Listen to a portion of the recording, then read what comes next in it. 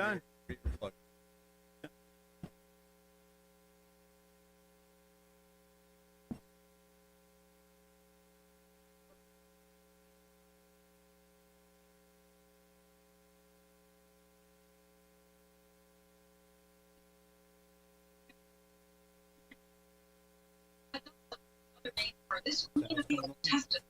Okay. Who is that? Yes. Can you look? Yeah. We kind of talked about it in the meeting. But we'll have to kind of watch for it. Okay. All at once. I want to be here 5 minutes a day. Right. Actually, I'll just pay them. Be like, it's better for me to just give you a certain amount of money to use all of my work. You know, that's kind of the new project. Never expected. You think? No.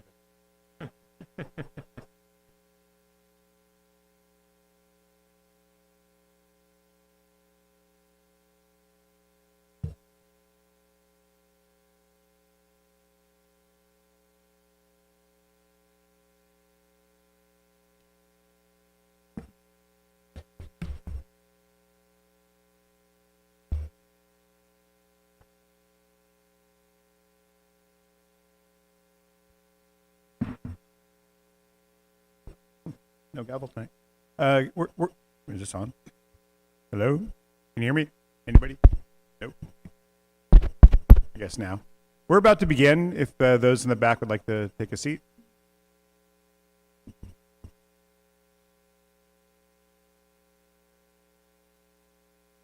Or if you don't want to take a seat, just step outside.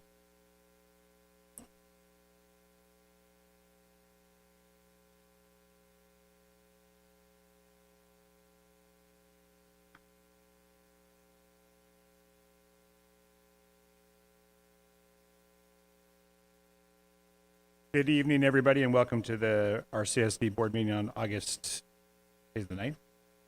August 9th. We have a roll call, please. Director DeMarco. Here. Director Barkey. You might not be on.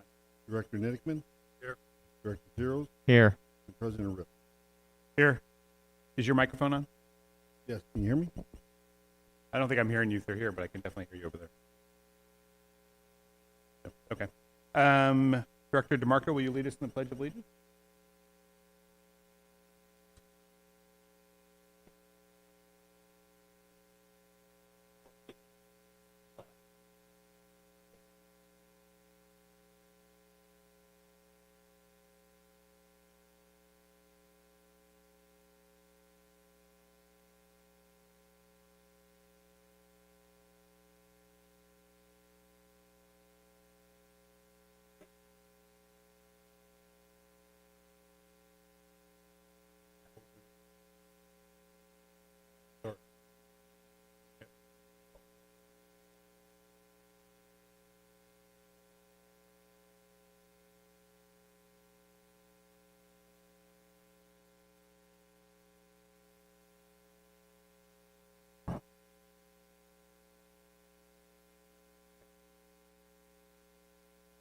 We're still going to accept. You want me to do it again? Proper. Solo. There are no presentations tonight, and there are no additions to the agenda. So next on our agenda is public forum. Any person may address the board of directors at this time on any subject within the jurisdiction of the Rossmoor Community Services District. However, any matter that requires action may be referred to staff at the discretion of the board for report and action at a subsequent board meeting. The public forum, just as a reminder, is for non-agenda items. Therefore, if you are here to make comment on an item that's on tonight's agenda, the appropriate time for those comments will be when that item is taken. I am aware, figured this out beforehand, but also by here, that many of you are here to speak about pickleball. This is item H1 on our agenda. However, we will move this item forward in the agenda. Staff will make the report presentation after the public forum. Once the report is complete, the public hearing will open, and that will be the appropriate time for all public comments to be made regarding pickleball. Now, speakers are invited to address the board on any non-agenda items or any non-pickleball items, which I'm sure everybody's going to race to the microphone to do, but is there anybody that would like to address any other? I All right. I would like to address the board, Jim Fissler, but I can't find the raise my hand thing. I'm sorry. It's just about street sweeping. I did read the agenda actually today, and I read that, that you spoke to the gentleman about them not coming on Monday and then coming on Tuesday and everything, but we are now in August, and we've been with this company since January, and they're still making mistakes or can't get it right. So hopefully, you know what? I gotta go. That's my dog's vet. I'm sorry. So does that mean I shouldn't call you when you come up here? All right. Sure. Please, when you do come to the microphone, introduce yourself. Yeah, Kevin Pierce, Rossmoor resident, and on the RHA. I just was curious about trash. I mean, we were told that they were going to roll out the new trucks at the beginning of last month, and we still haven't seen any new trucks, and they're still, you know, you can put anything in any can. Is that something that's going to change sometime in the near future? I believe it's part of the report here. Is my mic on? I can hear it a little Okay. bit now. They were supposed to start August 1st.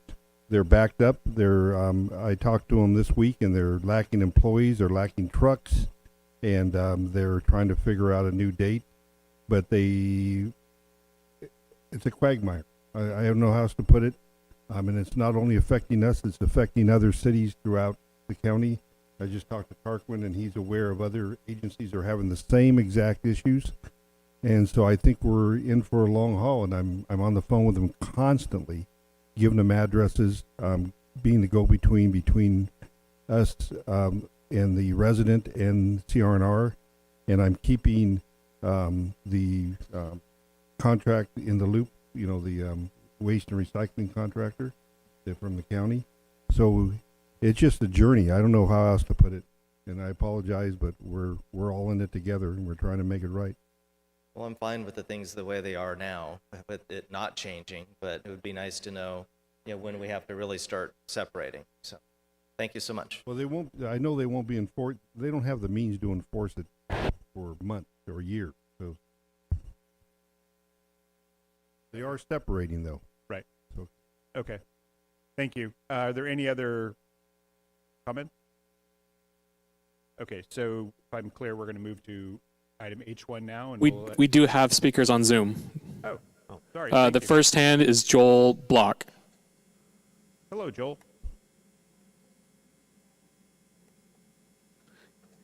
Joel, you are muted.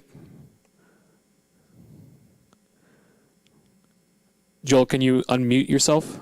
Can you hear me? There you go. I can hear you. I'm unmuted. So, my name is Joel Block. I'm a Rossmoor resident. We can't hear him. You can't hear me? Well, I can barely hear you, but I think there's something with audio on our end, perhaps. I think it is. I'm practically shouting. You still having a problem? Give us a moment, please. Joel, just to hold on one moment while we try to adjust volume on our end.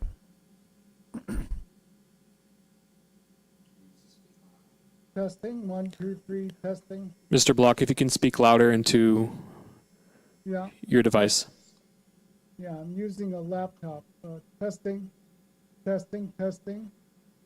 We can barely hear you, so I don't know if you need to talk closer to your microphone or adjust something on your end. Why don't you call somebody else and I'll put on my ear pods and see if that helps. Just call me next if you can. Mr. Block, you can call in as well. There is a number. The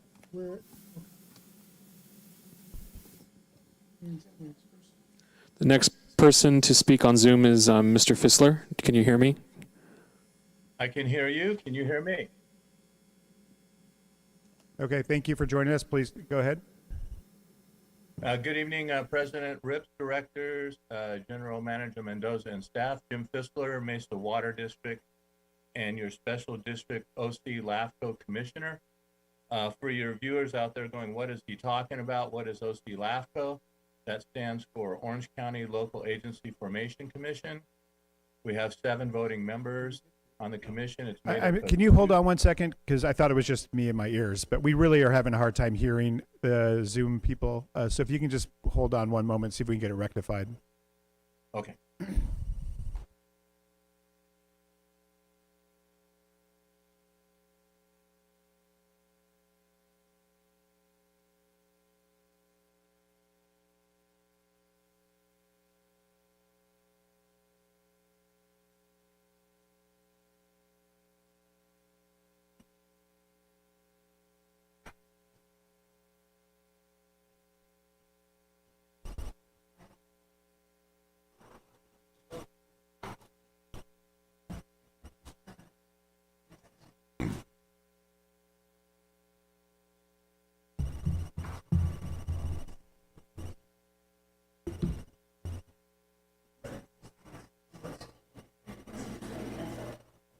All right, Mr. Fissler, go ahead.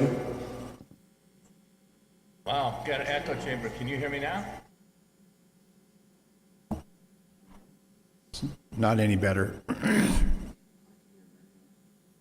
Okay. Maybe I should call in? That would be preferable. Thank you, Mr. Fissler. Okay, thank you. I'll try to call. Okay. I think we're going to move on to H1. If they do call in and we can hear them, we'll pause and let them have an opportunity to speak. But I do want to continue with the meeting. So, Mr. Mendoza. President Rips, members of the board, as you recall, we conducted a trial pickleball program at Rossmoor Park from July 27th through the 30th. This was at the direction of the board to, I guess, gauge the impact pickleball would have on Rossmoor Park and the community. Based on that pickleball trial, I just want to say that I want to commend our staff for going above and beyond and figuring out the dimensions and securing volunteers to help put down tape and purchasing the nets and the balls and the rackets in a short period of time and making sure we had the correct equipment to conduct the trial. We did reach out to the Seal Beach Pickleball Center, and they have a ambassador there named Gary Rogers who came over and helped us.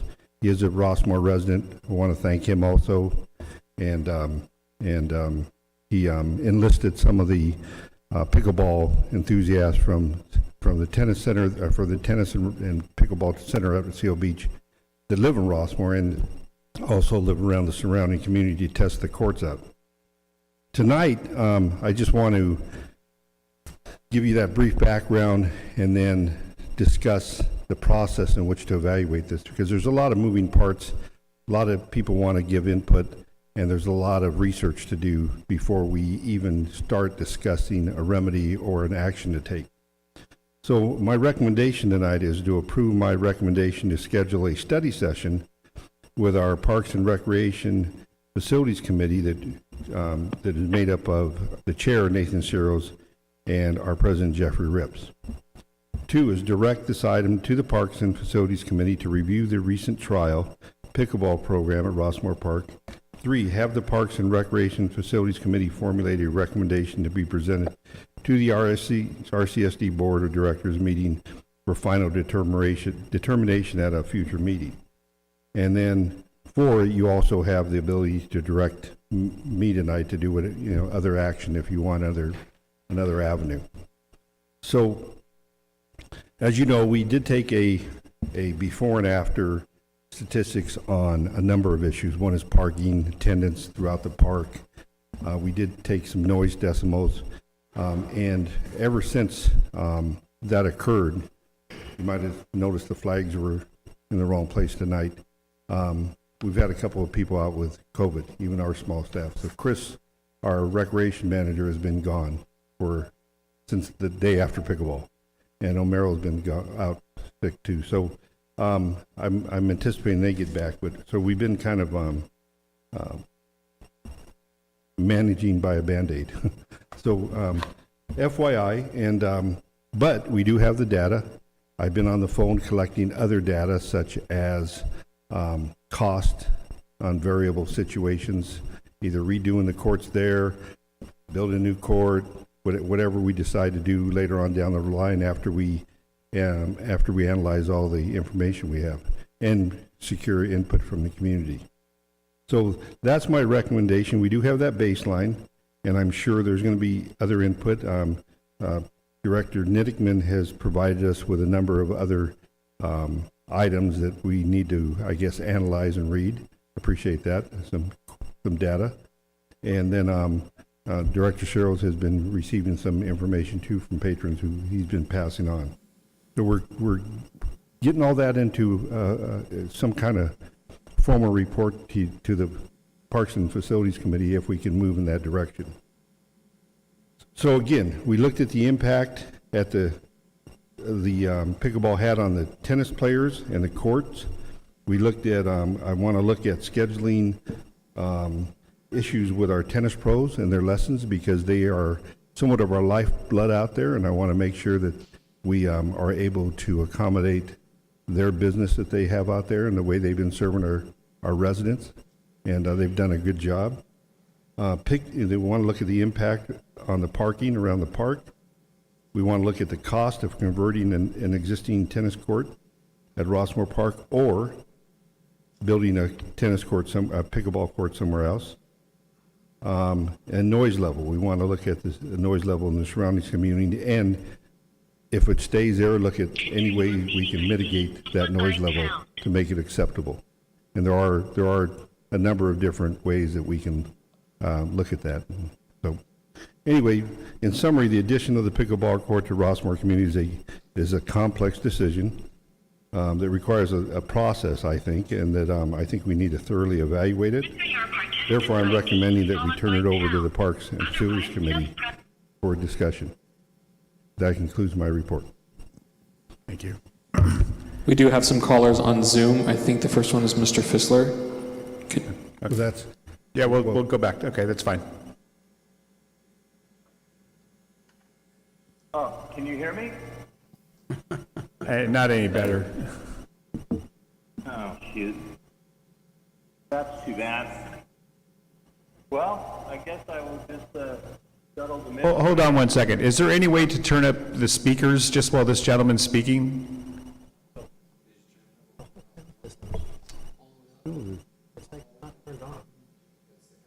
Are you calling me? Hello? I do apologize. Well, I would like to get this figured out before we continue.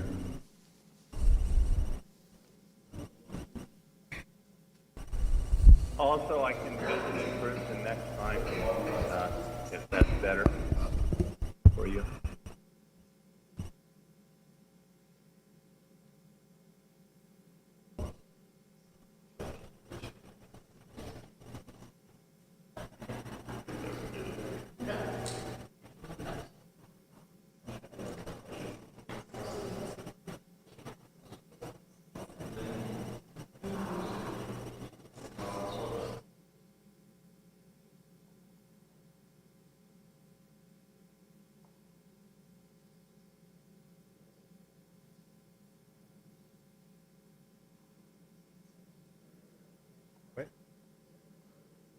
Can you try speaking again on Zoom? I'm on my phone now. This is Jim Fissler. I'm only on my phone now. I dropped off the Zoom.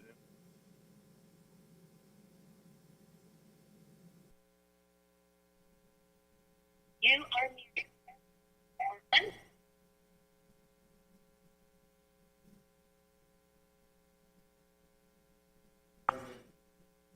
Can you try it again, please? On Zoom? Okay. Yeah, Jim Fissler here. Can you hear me better? That is a little better, yeah. I don't want to frustrate you. I could visit. if you'd like. That would be better.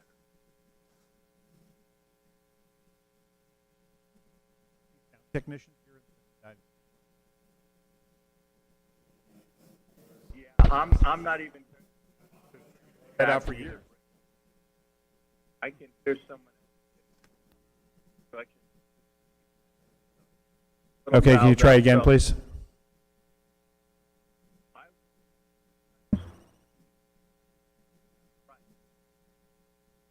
Is he still there on Zoom? Tonight. Yes, he's still there.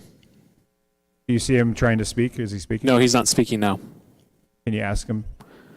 Mr. Fissler, can you please speak?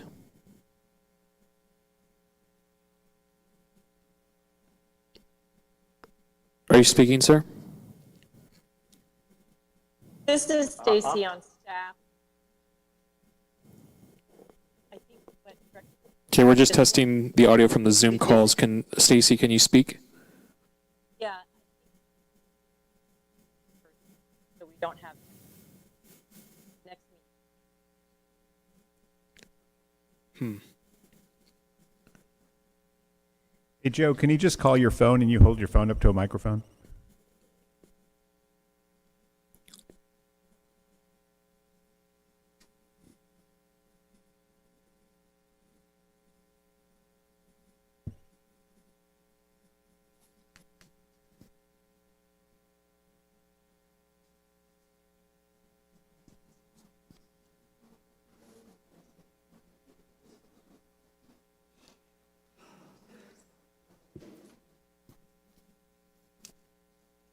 I'm going to the restroom.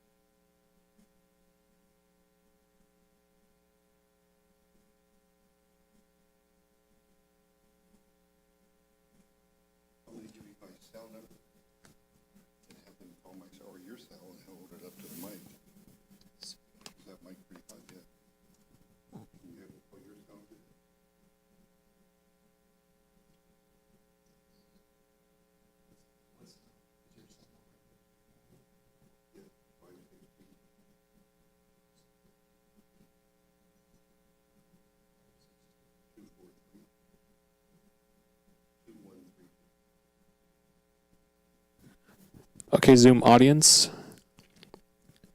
if you can please call, starting with Mr. Fissler, then going to Mr. Block. The number is 562-243-2132. Again, that is 562-243-2132. Again. Actually, we're going to go ahead and retest. Mr. Fissler, can you please speak into your phone?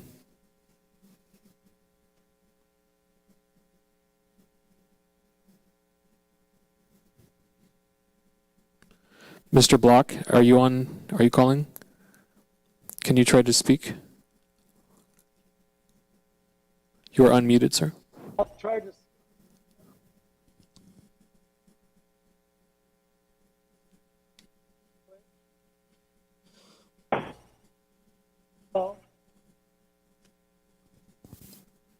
Okay, then we're going to go through the cell phone route. Okay, we're still having audio issues, so please, if you can call, starting with Mr. Fissler and then going to Mr. Block, 562-243-2132.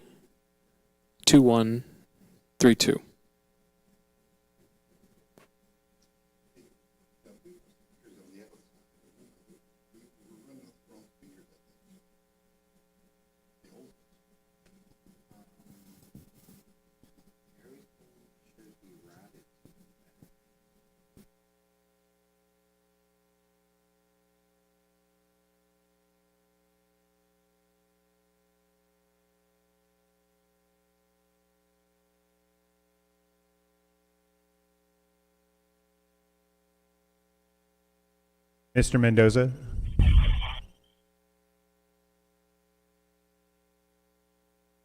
we just informed the people on Zoom that we're going to come back to them after we finish this section. So if those of you on Zoom, I apologize, we're having technical issues. We're going to continue with H1. When we finish H1, we'll come back to public forum for you guys. But I do want to continue with the...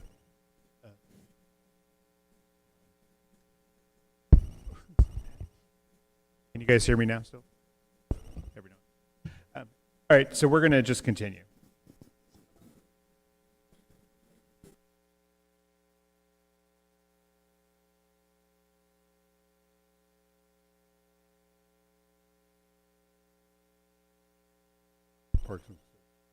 Okay. Ultimately, just at the end of this, is that do we need to vote? Send it to the committee, or we just... It is a vote. Okay. All right, so...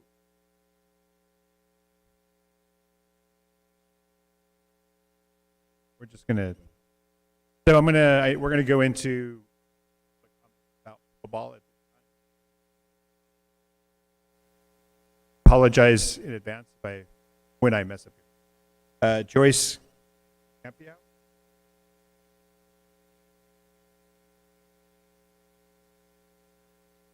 Joyce.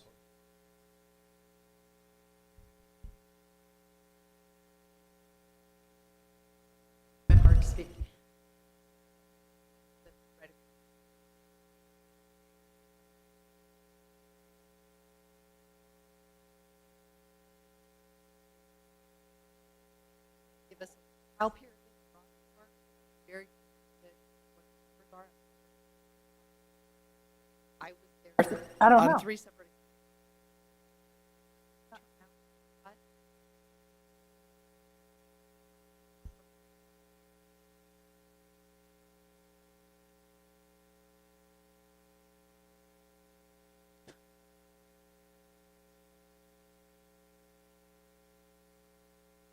And it's conflict. Rarely see anybody. But I'm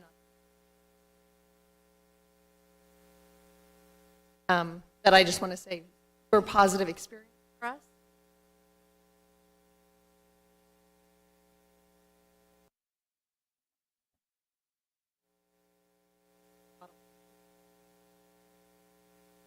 Definitely.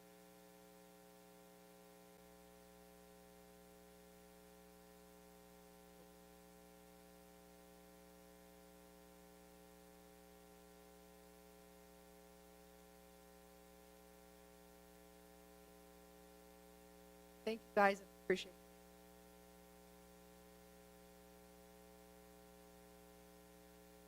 Thank you. Damn it, I can't hear. Aaron. You're correct.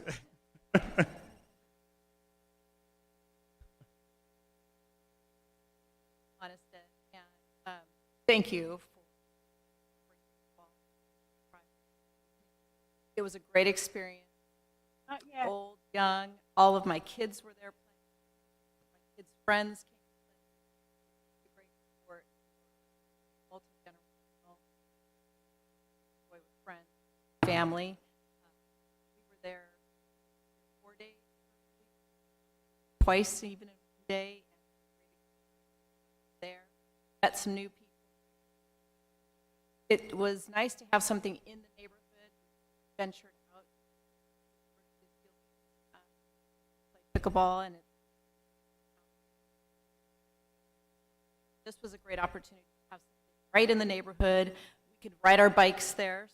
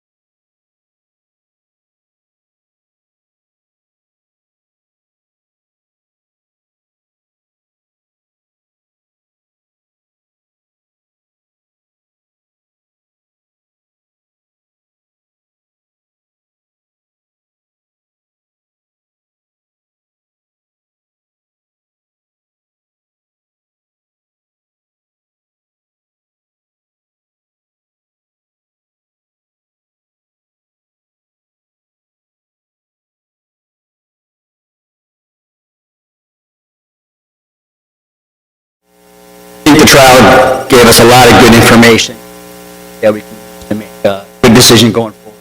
Figure out how to ball courts in Rossmoor. Thanks again. Appreciate the trial.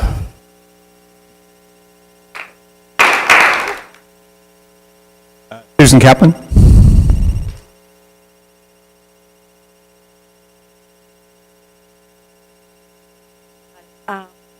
I'm a resident on the south side. And I found parking to be significantly more on the first night of the trial, 6 p.m. I took a video. All of Hedwig, stem to stern, was full. Some cars. So that was what the pickleball trial itself was probably inadequate to determine the effect of the disturbance on the neighborhood. I know that for me, on the south side of the park, the trial was set up during times of day when I was either at work or the youth center was in session. And so mostly I was hearing the other activities at the park. But this morning, I heard at 7 a.m., loud and clear, just 2 pickleball players who set up their court from 7 to 8. And that was easily heard. And I cannot imagine what it would be like to wake up to 16. So I think we really can't extrapolate a whole lot from this trial. I've said a lot of things in other meetings. I hate to repeat myself, but I still wonder why Rossmoor Park? Why not Rush Park? No one is disputing that pickleball is a growing, expanding, popular sport. Probably going to continue to growth and please a lot of people. But do it the right way. Build a pickleball facility with noise mitigation. And you'll make everybody happy. Don't take away from the tennis community. And don't do this at the expense of the neighborhood residents. Thank you.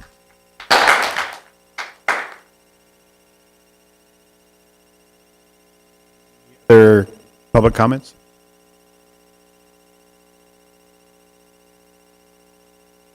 Yeah, just come up to the microphone and please just introduce yourself. I was here last. I do see that there's a desire for pickleball. I would be interested in different people.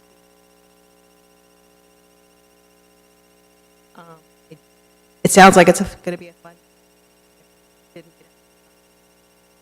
But I do live close to the park, and I did hear the bill. And I walk in the morning. I was really shocked this morning when I was out walking pickleball.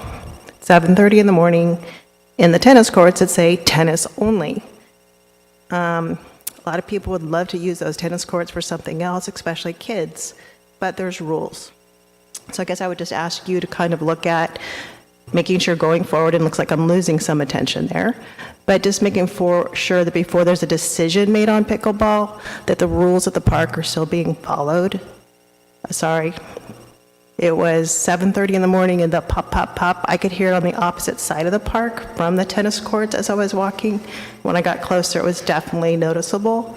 So I think you guys do have a challenge here, how to bring something to Rossmoor that it sounds like a lot of people would like, but doing it in a way that won't disturb the community as well.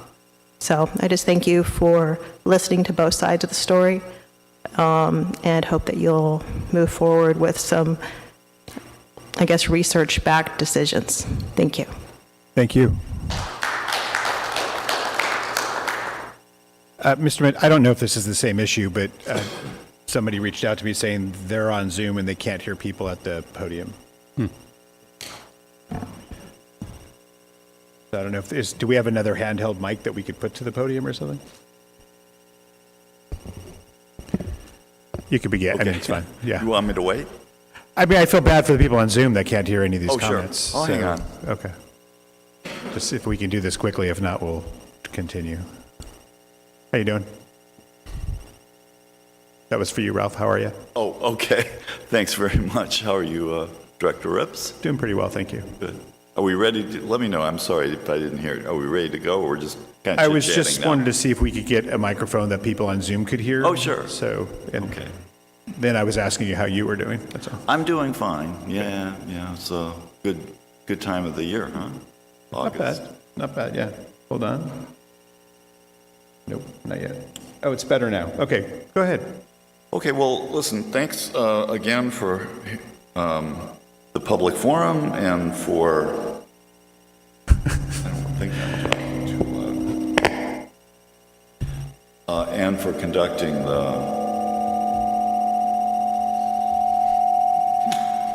I promise you I'm not doing that.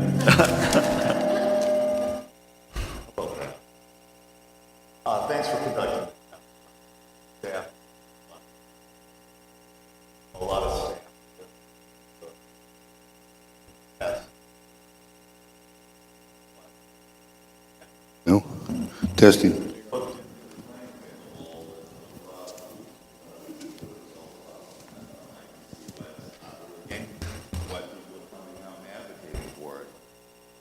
We're having an issue.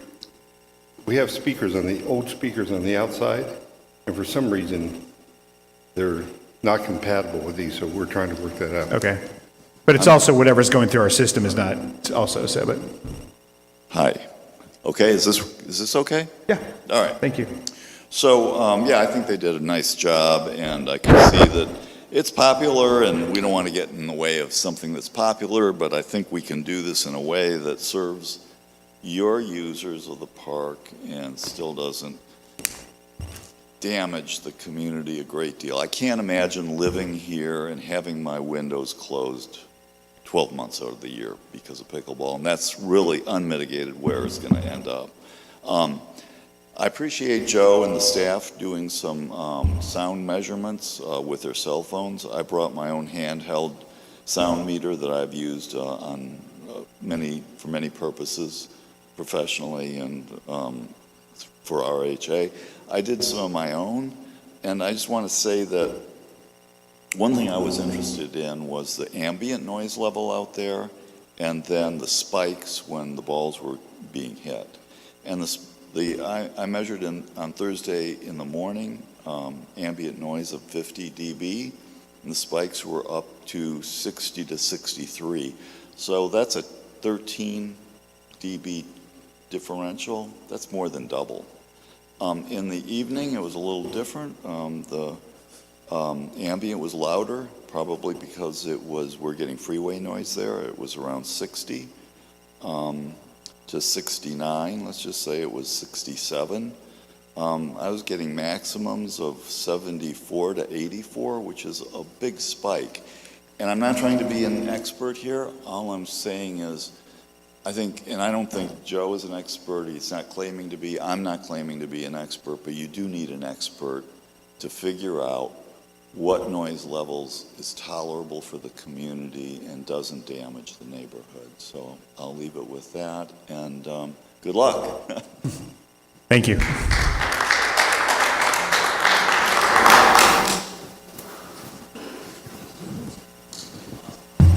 Okay, just grab the microphone, Mr. Mendoza, and please introduce yourself.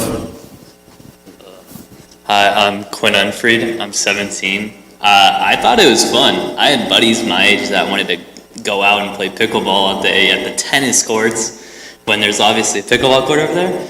I think it's more convenient for us and easier. I mean, I did see more people in the tennis courts waiting to play pickleball than I did see people waiting to play tennis. So that's just my view. Great, thank you.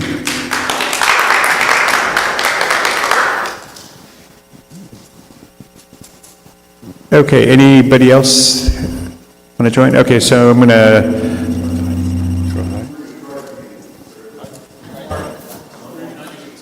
What are we trying? The Zoom. Why don't you go ahead, come on up before we get to Zoom. I think the Zoom people are speaking on non-pickleball issues? Some of them, yes. So I want to hold off on those until we finish pickleball. If there's some people on Zoom that want to speak about pickleball, we'll take them now. But go ahead, please introduce yourself. Yeah, I'm Jimmy Tan. I live directly across from the the tennis court. So, I mean, no one is disputing that there's an interest in pickleball and it's a fun sport. It's good for, you know, all age groups and such, all that. But, you know, one thing that a lot of people are saying is there's not a big interest in tennis in Rossmoor. You know, I live across the street, so I can see what the interest is every day. You know, no one's going to want to play between hours of 12 to like 3, 4 o'clock because it's in the middle of the day, the heat. So when people say they drive across the Hedwick to see what the interest is and how much of the tennis courts are used, they're not seeing what I see. You know, when starting around 5 o'clock, those courts are used almost all, every day. I mean, you can see your reservation system, you can see people walking in and just taking up a court. So there's definitely huge interest in tennis in the community. So, I mean, if we want to do pickleball, we should do it right. You know, don't take away tennis for everyone and just purpose-build pickleball courts. That's going to be, everyone can enjoy and play the sport like it's meant to be. That's one. Clearly, the noise level, when you play pickleball, you're not aware of how much noise it's generating. But for us who live around the neighborhood, it's clearly impacting our life. Like this morning at 7 o'clock, two couples were playing, all my windows are shut and I can hear it in my house. The house it's newly built, it's dual pane window, I can hear it. And when I open the door, it's really loud and really disturbing. So, I mean, clearly the noise is something that needs to be considered. And traffic-wise, like I said, I live across from the tennis court, so I see the impact of the traffic that, the pickleball is adding. So thanks for listening. Great, thank you.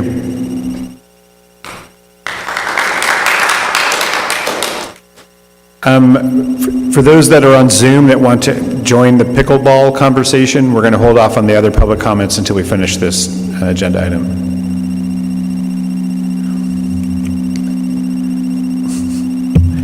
I do apologize to everybody here about our sound issues. Josh, we're getting some feedback.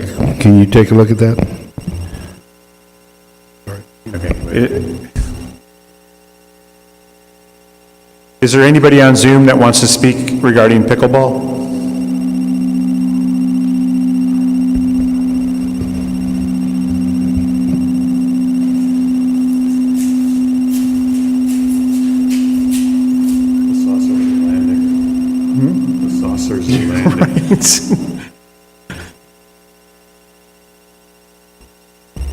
Do you know if there's anybody on Zoom that wants to speak about pickleball?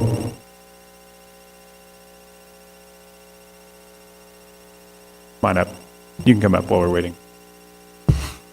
Please just introduce yourself and... My name is Susan Halfstad, and I participate in the pickleball trial Wednesday at 6 hours, morning, afternoon, and evening, and also on Thursday and Friday, about 4 hours and then 2 hours. So Wednesday there were, the most people were there on Wednesday. Wednesday morning it was totally full. Wednesday evening was totally full. So Wednesday morning, while I was waiting for a court, I did go across the street to see how noisy it was. And actually, I was surprised by all the traffic noise. I didn't realize. To me, the traffic actually drowned out everything else. Then, in between the spurts of traffic, I have to say, the grunting from a particular tennis player, I don't know who this person was, that pretty much drowned out the pickleball players. As for parking, the pickleball courts were totally full. I did see people parked all along the park side of Hedwig, but I assume that is what that parking is for.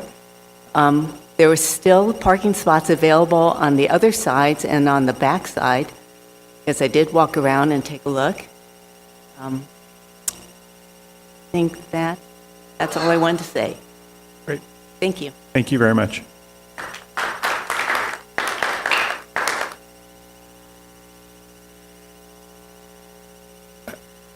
I apologize if you're on Zoom and you want to speak about pickleball, but I'm going to open it up to the board members now. Director Barkey, would you like to start us off? I don't know if you have anything to say, but just... No, good comments, good trial. I think there's more work that needs to be done, whether it's a acoustic created pickleball court at Rush Park or Rossmoor Park. Pickleball is here to stay. I think we need to meet the needs and the desires of our residents. And let's study the issue and come back with some good ideas. Thank you. Yes, thank you. My dad always said, if you're going to do, if it's worth doing, it's worth doing right. I don't think he invented that. Say it all the time. And I think that's true with the pickleball courts. I think the committee is going to have its work cut out for it. Because whether you put it at Rush or Rossmoor, I think you're going to need to investigate the environmental impacts, particularly the noise and the traffic. The acoustic fence system does appear to substantially mitigate, and that's the article Joe sent you all. He still recommended, even with that a pickleball court not be put closer than 350 feet near any home. So figure out the math on that. Actually, he recommended best would be 500 feet from any home, and to have 2 acoustic fence walls there. That obviously you got to deal with traffic. I think ultimately we should do, even whether or not the law requires it, we should do an environmental assessment, and we may need a mitigated negative declaration to comply with CEQA on this, because there will be, and our goal is to mitigate them as much as possible. But I do think the committee should be looking at expert information about how to where to build the court, how to build it, so as to minimize it, and also the pickleball equipment. Again, pickleball paddles, balls. So there's a lot to look into. I don't know whether I'll still be here on the board when you come back with your report, but either I hope that all the residents of Rossmoor are heard. Those in favor, neighbors. We don't want to. We just want to do this right. Those are my comments. Thank you. Yeah, I want to first thank Jimmy Ton, Frank Manis, Sue Clark, Susan Kaplan, Rob Keats, and Ahmed Refe for your emails. It's appreciated when people take the time to write. It's easier to process when it's written, so thank you all for that. I feel like I drew a short straw by being on this committee, but I'm excited because I know it's something that was wanted 2 years ago when I ran. There were quite a few people who talked about pickleball, and I noticed it in people's yards and driveways as I was going around the neighborhood. So I think, we'll just have to take our time and do it right. So otherwise, I just do appreciate the feedback. So thank you all for coming, even again this month. It's okay to come 3 months in a row. I appreciate it. I want to first ask, did any of the directors, did they play or did they go down there during the week we had the trial? No. Okay, so I went down there 2 days. My wife and I played in the evening. It was fantastic. I had never played before. It was a lot of fun. It was like a few people said it, it was like a social gathering. where young people, older people, learning for the first time, and pickleball is unique to where you don't have to be real good at it. The way the rules are, you can still compete with someone who is very good at it. So it makes it very competitive, even if you're 8 years old or 80 years old. So there is a huge demand in our community. Not to diminish any of the concerns with the people around Rossmoor Park. Certainly, when I was there both times, I did walk around in front of the park on Foster, across the street on Foster.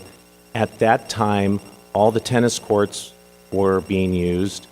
At that time, someone was at the basketball court, and, the audience is talking about, there's 16 people at the 4 courts at pickleball court, but there's only 4 balls bouncing at one time. And most of the time you're chasing the ball. I mean, you don't have these 5-10 minute volleys. It's usually very quick.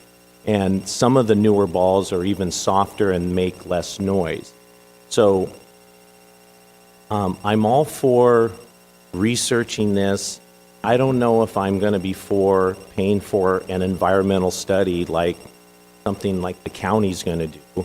I'd have to hear from the committee as to what environmental study we need for just to have our residents play pickleball on a tennis court.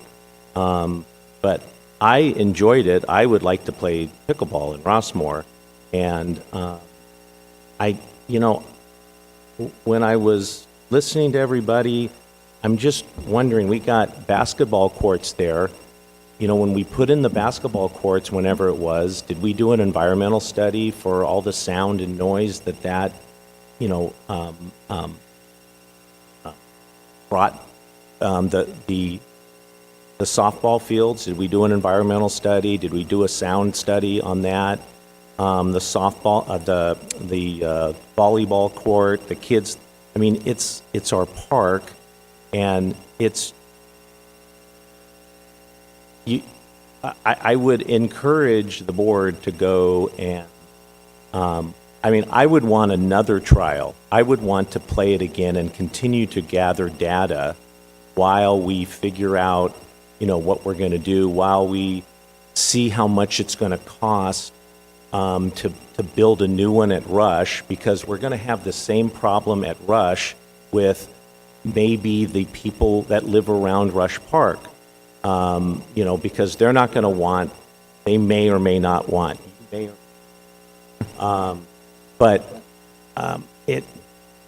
Again, it's just an activity on a tennis court.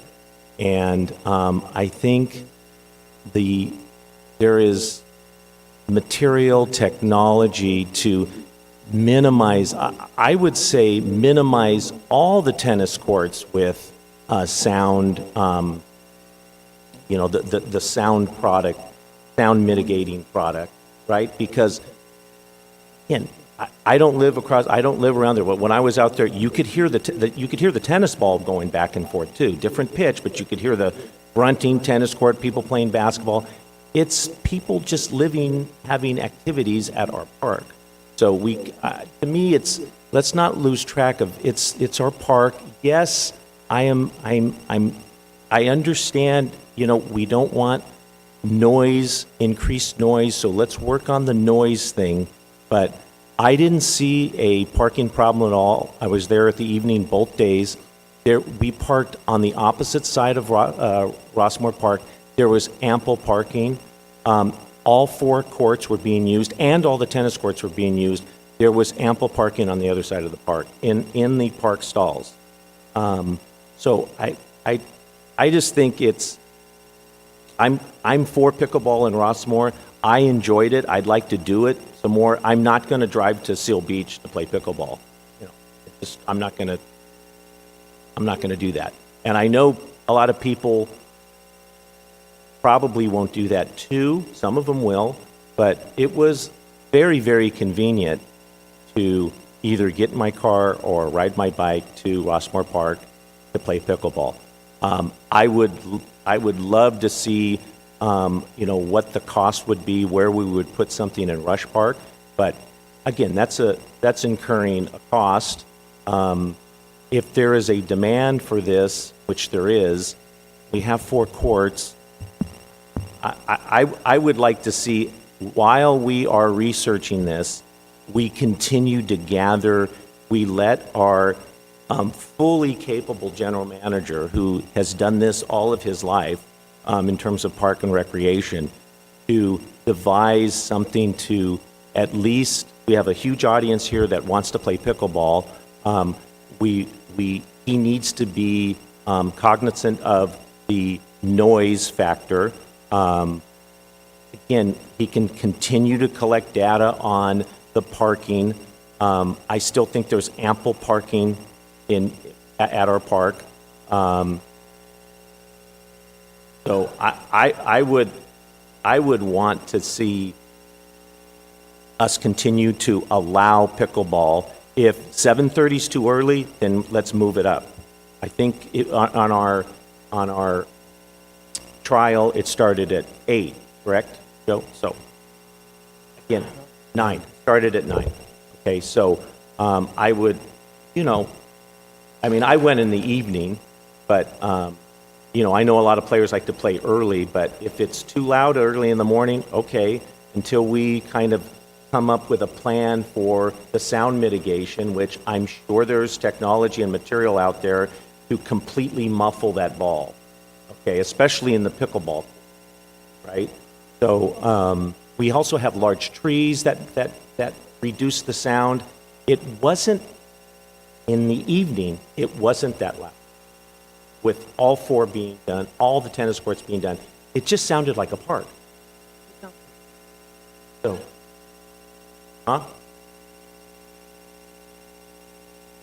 But again, so I've been there when there were 300, 400 people playing basketball.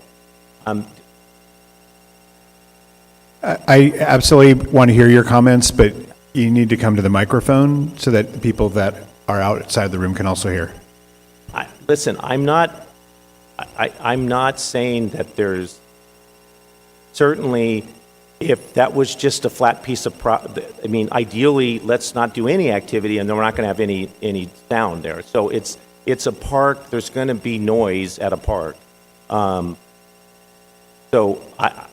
again, I think the answer that a lot of the residents want around Rossmoor Park is, let's just have it at Rush Park. But we're going to have the same problem at Rush Park. We don't have a concrete slab at Rush Park. So Okay, I'm going to ask you guys either not comment or get up and come to the microphone, and we'd love to have you part of the conversation. But it's not commenting from the back. So that, right now, we can play pickleball. I would say my thing would be to continue with the trial. There is a large demand for pickleball. So that's what I would advocate for. And go back to the committee, come back with some, okay, so how can we do this that is, the fairest and the most mitigated. Sound to me is the number one. I don't, the parking issue I don't think is, but again, let's gather data. We only had 4 days. So how can we base all of this on 4 days? Yes, there's all this research. Yes, there's information online, but why don't we just gather our own research? Okay, we have subjects that'll be our guinea pigs and play, and let's just see how keep on gathering. If we start later and end earlier, okay, So Tony, you're suggesting we continue with a limited hour trial while the committee meets? Yes.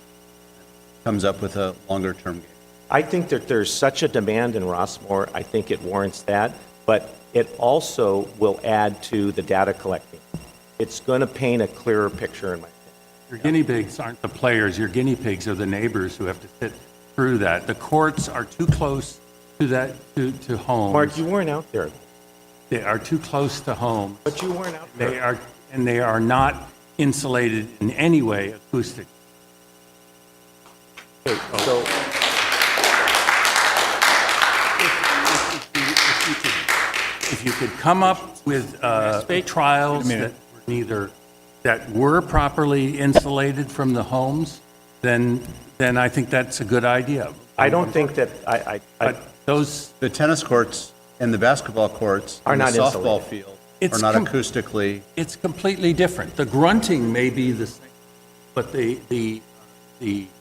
sharp ping of the pickleball is simply incomparable to the thud.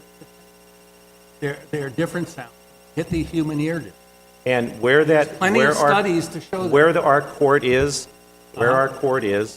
and with, at the time, there were people playing tennis. There was not sharp pings. I did not witness sharp pings, loud sharp pings. Okay? So Ralph showed you, measured the peaks. Again, of Ralph had his little, again, I don't know what Ralph did. I want to let this gentleman speak. I don't know, whatever you All use right. to do your thing. Hold on a second.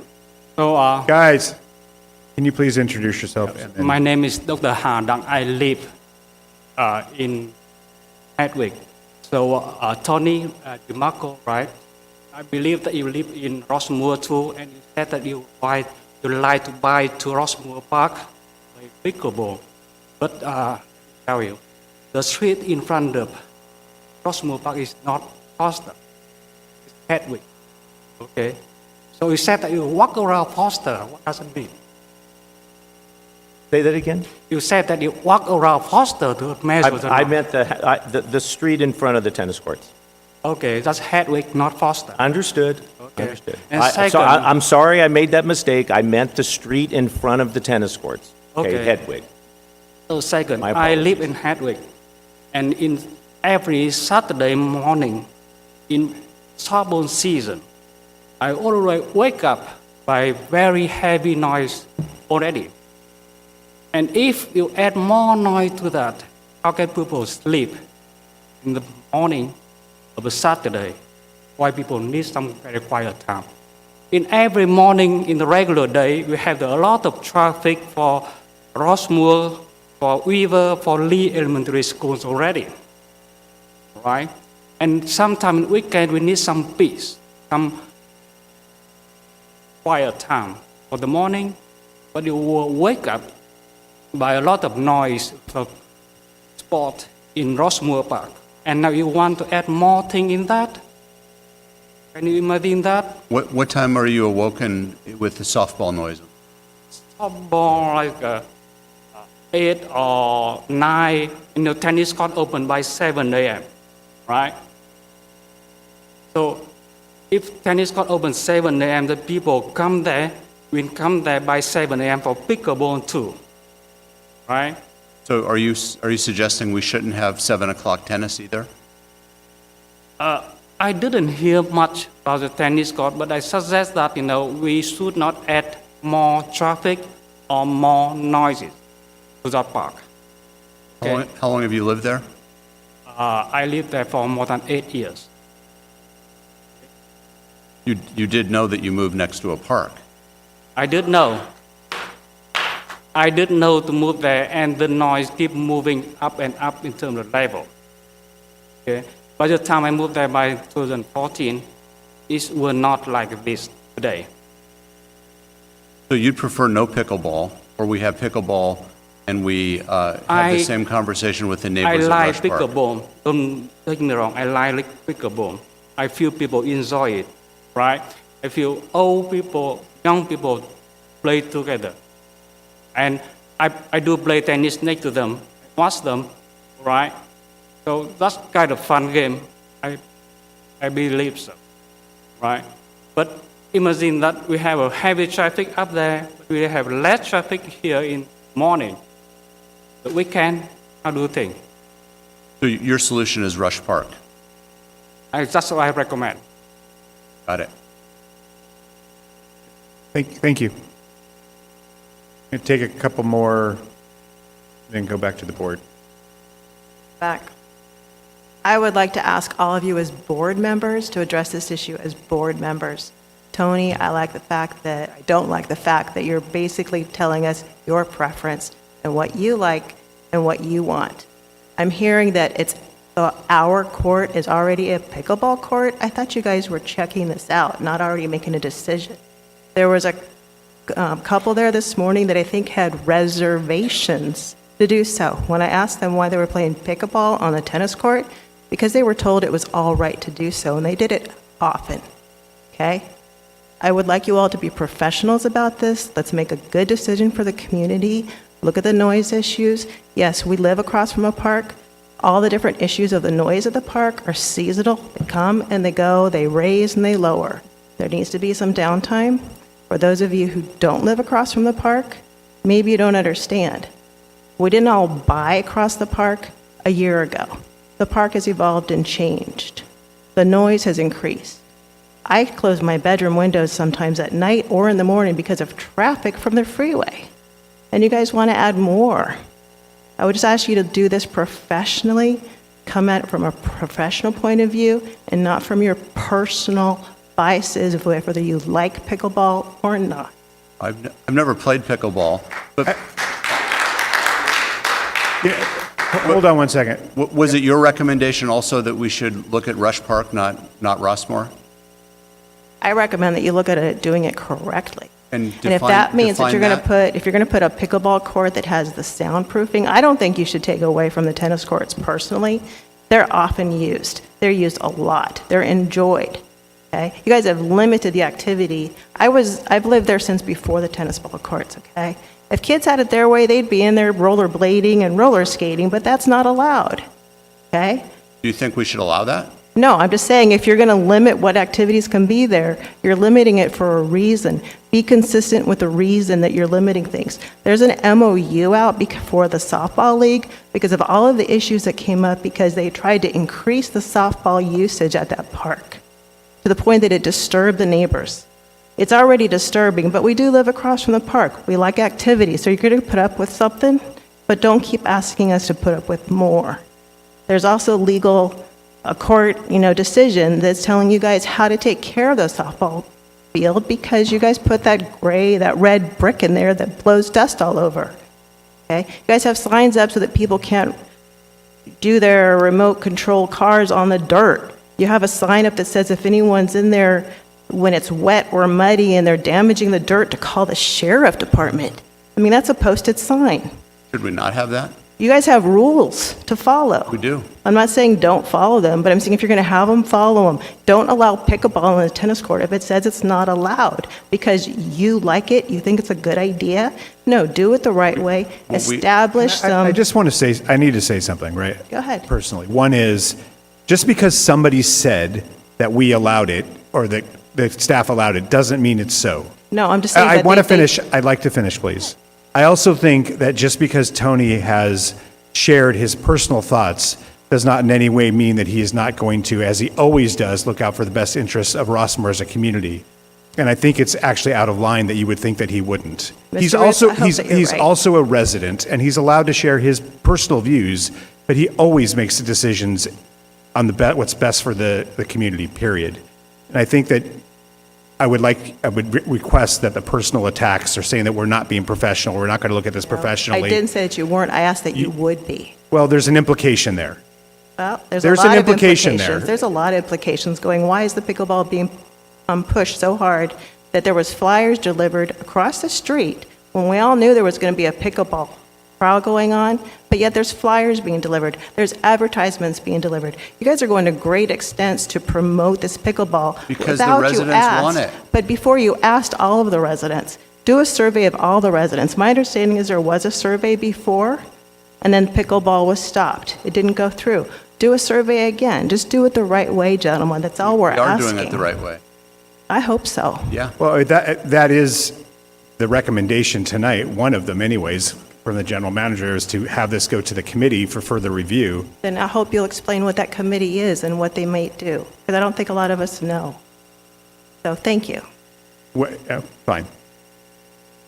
Kevin, and then. Just a comment about, the committee and the research that needs to be done. for the pickleball. The sound mitigation, it's, scientific fact that sound travels in a straight line. So if there were sound mitigation put up not only on the tennis courts, but on anything that has to do with pickleball, there should be, the companies that produce it should be able to tell us where in the Los Angeles, Orange County area where there are other courts that have been mitigated by this material, and that would be a field trip that could be done by the committee. I think it's really important for us as a community and as this board and as the committee looks at it to do a little field trip and check out other places that have used this mitigation and see if it's worked in those situations. So, thank you. Thank you.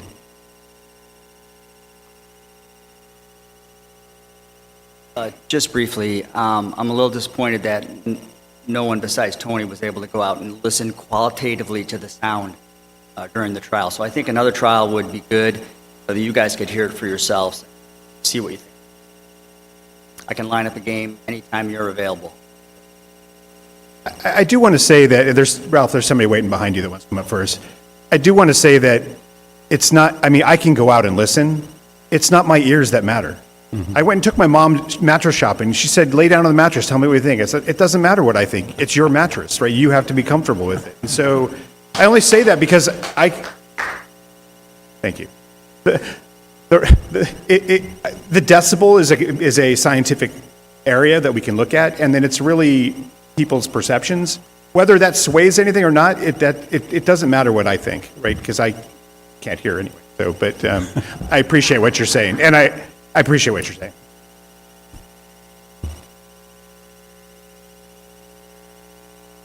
Hi, I'm Christy Leone.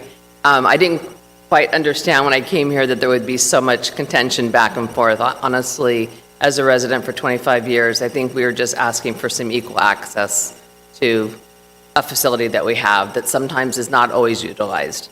Pickleball players, all different ages, all different times. We actually pay to play, so I don't know if that's an option here or not, but that's something to look at. Most people bring their own equipment. You don't provide rackets and balls. It would be nice, but that's not something I think that Rossmoor should or would do. As far as the traffic, you have to remember you had a 3-day study. I wasn't able to go because I was on vacation, but you had a 3-day study and everybody was so excited. I think that's why you had such an impact of probably parking. But a pickleball car is no different than a tennis person car. It's the same issue. We've adjusted to the freeway noise, assuming we're going to adjust to the 3 crash trucks that are going to go down our street soon. By the way, I don't know the people on Martha Ann over near 405 have adjusted to the freeway noise. It's just, and I agree with you. Definitely survey the community, because I think you'll have a very huge response. If you go over to several places in Seal Beach, they have different facilities. Probably 70% of them are from Rossmoor. So, like I said, we play different times of the day, very flexible. I don't think that, I don't think the tennis courts are being fully utilized. And for us to try to build another facility here, I live by Rush here, we deal with the same issues too. So when we have movie night or carnival or the, church, we're always impacted by things too. And it's just part of living by a park. So I appreciate you guys listening to all this. I didn't realize that this is our big problem here. So I'm still happy to live in this community, and I do appreciate everybody's comment, whether I agree with you or don't. I think it's super important for us all to see both sides of the story. But thank you. Ralph, you want to come up?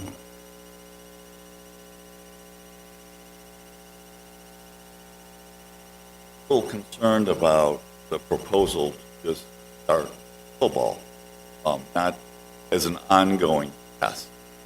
No mitigation before there's been any study, before the committee has had a chance to weigh in and develop a plan. What you're doing is flip the slope. You start pickleball, it's an ongoing study.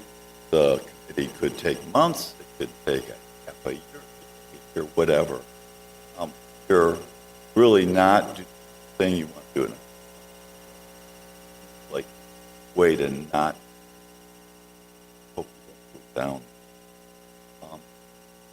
my neighbor behind Donnie, where, and to Mr. Mendoza, saying that he was sitting out in his backyard during the trial, and it was loud enough that he walked around to see what the heck was going on. He's asking you to do this responsibly for the community. So I don't have just one other thing on the parking issue. There are times at the park where all of Foster, Hedwig, and Pemberton is full of cars, including my house, which I'm not objecting to. I expect it to be used. I expect to be impacted. But through the years, step by step, every time that there's a high-intensity activity, not this board, but past boards have put the activities in Rossmoor. There was a basketball court, there was a decision to put 2 softball courts, and then 3.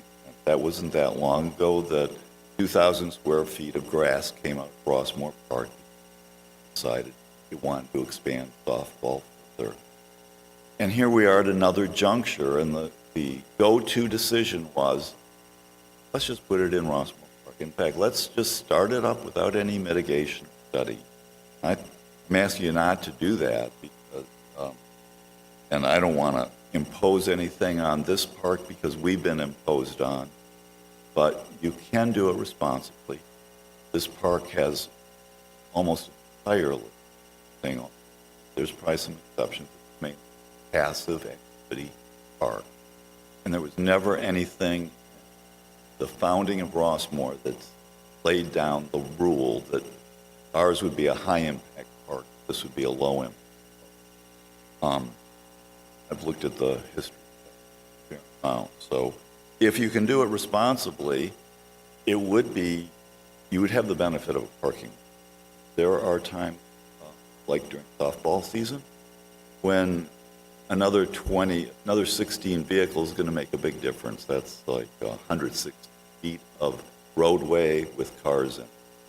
That just doesn't exist. So I think there are good reasons that you could locate it here if you can mitigate it. Wherever you're going to put it, mitigate it, and don't slide into an open-ended use without any mitigation while you say you're studying it for an indefinite amount of time. Thank you. Finish.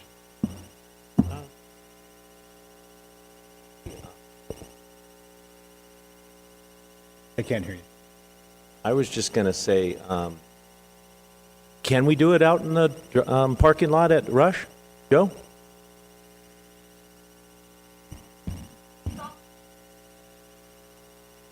You would have the same situation that you have at Rossmoor with noise mitigation. But you can do it in the parking lot, yes.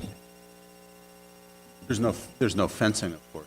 No fencing, and No, yeah. You'd have to put some type of barrier up to stop the ball from rolling. If we cordon off half the parking lot or part of it, it's going to roll into the open area, so you got to mitigate that.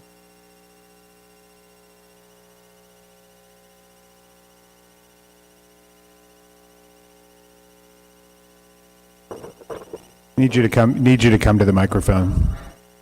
We can hear you, but the Zoom people can't.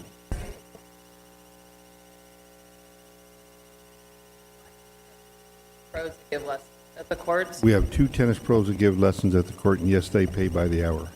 do. Yeah. And we don't mitigate whether it's residents or non-residents. No. Okay, just a question. Okay. I think we did it.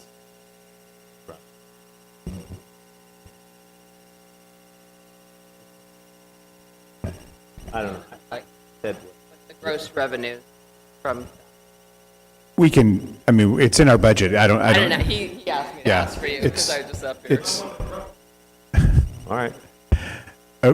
not from there. You got to come up. Well, we pay $3 to play pickleball for an hour, so I'm just saying, you can, Berglund. How you doing, Bo?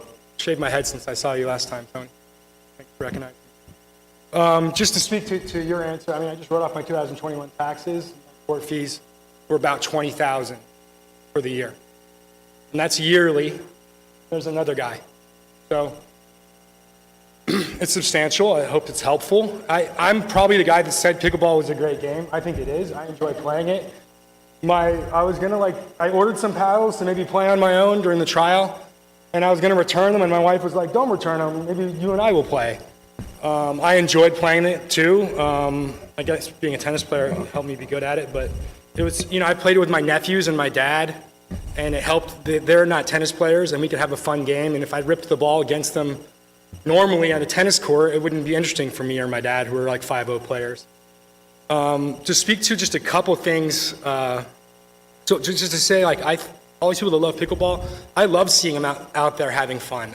I thought it was like really nice to see everybody having such a great time and the community really enjoying it. It's obviously like a need for it. And I just hope you guys do it right, and that's all. I think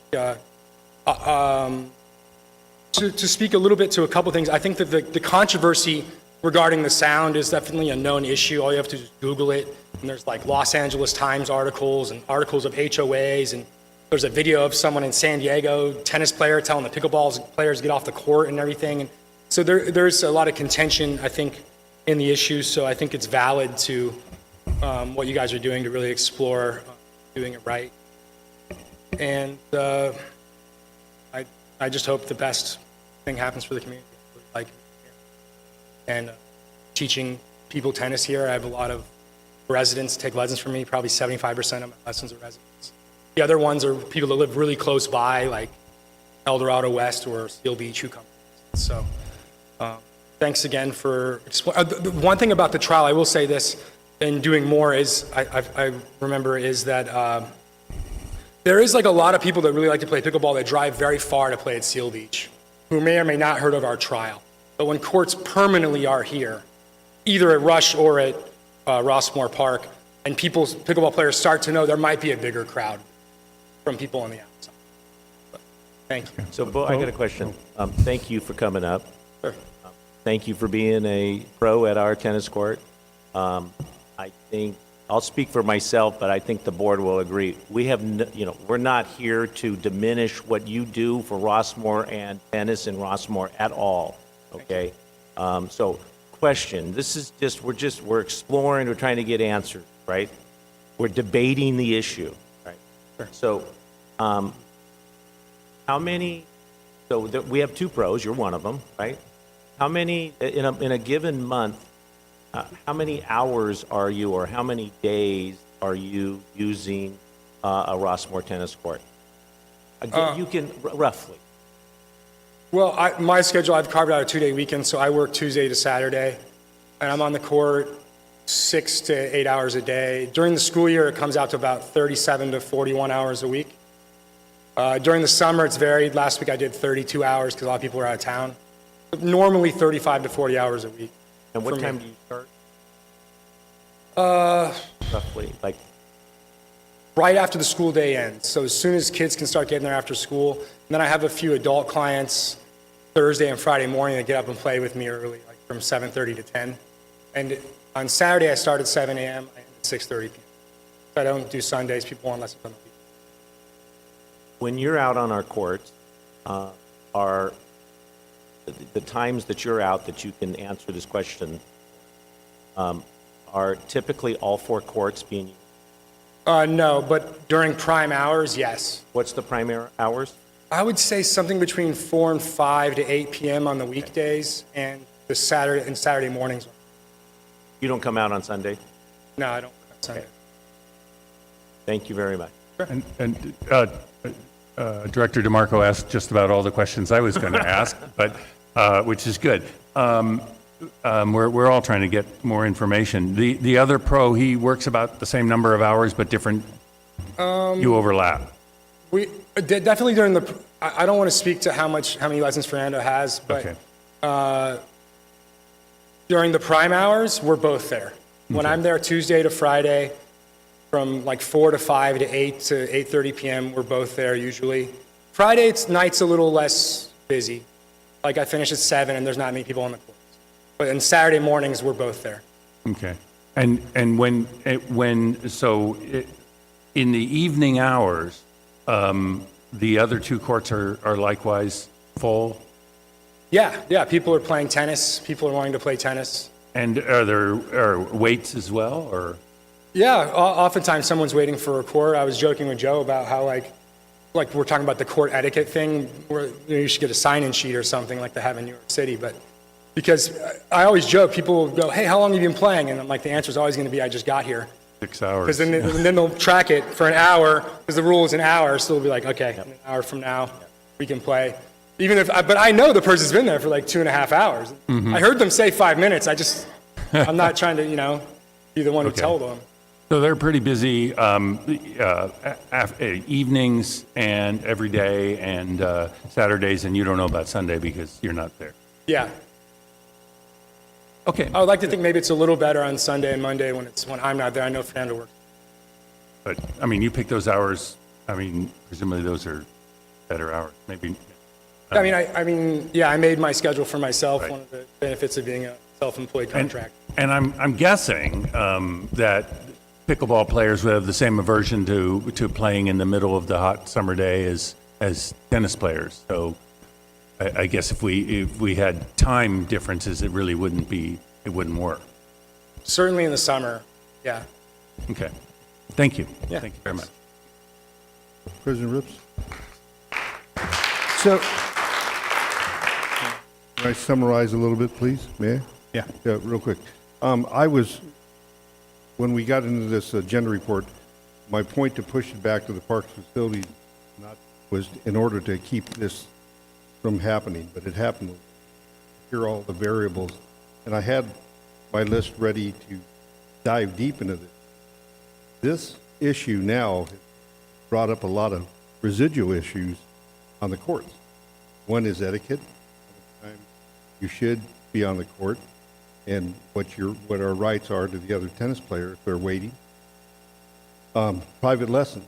There are people that encroach on the court and do private lessons. Now, they say it's not private lessons, but when you pull out a bucket with 20 balls, have 3 kids, coaching them, that's a private lesson. I don't care if it's free or whatever. They're manipulating the court, and to a patron that walks on and sees it, they turn around and leave because they think a lesson is being conducted by our resident. The other one, let him finish, and then we're going to move on. is, people started asking about revenue. We do bring in quite a bit of revenue, and Bo gave you a ballpark of what he brings in. That's a ballpark, because right now we're ending the fiscal year, and we're going to have an exact amount, and I'm going to break that down by each pro and by how much the rentals fees are. But you had brought something up, Director Nettickman, that you can't quantify because you don't know how many people are walking on and not paying. So it looks like it's busy, but it's not busy with paid customers. It's busy with people walking on and taking a court that isn't reserved, and who knows how long they stay on there. They might stay on there and manipulate that court for 3 hours and monopolize. If there's somebody who's made a reservation, right, then they can come on and say, "I'm sorry, I have this court reserved." Exactly. For the next hour. Exactly. But if nobody's using it, then all those variables will be looked at. Yeah. Yeah, So, absolutely. And we're going to have the same issues with different pickleball. options. That's all. I mean, presumably, particularly if we, build a court, we're going to charge people for pickleball just like we do for tennis. Right. And we'll probably have a better rate for residents and non-residents, just like we do for tennis. Yeah, there's a lot of things to consider, and I think that's what we're going to dive into. Mm-hmm. Okay, so first of all, thank you everybody for participating in the conversation and sharing your thoughts. Aside from pickleball, it's great that we live in a community where people are passionate about our community, which I think is really wonderful. Absolutely, this topic, there's a lot of complexities to it, as I think Mr. Mendoza said at the beginning, and there's a lot of thought that needs to take place. I would like to move forward at least with we have to vote. I'll make the motion that we approve the general manager's recommendation that this go to the Parks and Facilities Committee for further research. And if there's a second to that. I'll second that with the understanding that this is not a decision on whether or not the general manager can schedule more tests. That would be. I'm just making the motion to Correct. to approve going to the Parks and Facilities Committee. If there's a director that wants to make a different motion after that, I'm seconding your motion. Okay, thank you. Any questions about that or comments? And this is the recommendation that Mr. Mendoza gave us to go to committee, come back Correct. to the board. Correct. And specifically to hold a study session, and presumably a public study session, the committee to hold a public study session, correct? Part of it. So all those in favor? Aye. Opposed? Abstentions? Okay, so that does pass. So, in lieu of that, so I'm glad we're doing that.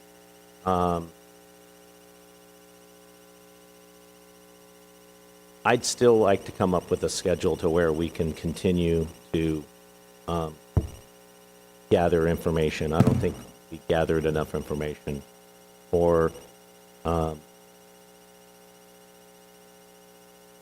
really, the demand for it. We should still have if we don't have maybe a couple days a week to allow pickleball, people are just going to come and play pickleball. So I would, I don't know, I kind of want to get a consensus from the board. If no one is in agreement, then I won't make a motion, but I would like to see, I don't even know what the days are. I would leave that to the general manager, but I would like to see, I would like to be able to play pickleball in Rossmoor. Again, as we move forward and we mitigate the noise and do all that, I still would like to continue to gather and spread the word in Rossmoor to see if there is a consensus that this is something our residents want, not just 20 or 30 of them that are here today and 20 or 30 of them that are against today. So, to me, to keep that going, we should still allow it. Again, it's an activity at a park. So limited scope, limited hours, allow it to continue. Again, we can dictate that right now, or we can have Mr. Mendoza dictate it. We can dictate, you know what, how about 2 days a week, or how about 3 days a week, or at certain times. If you want to wait a certain time to have Mr. Mendoza come back, I'm good with that too.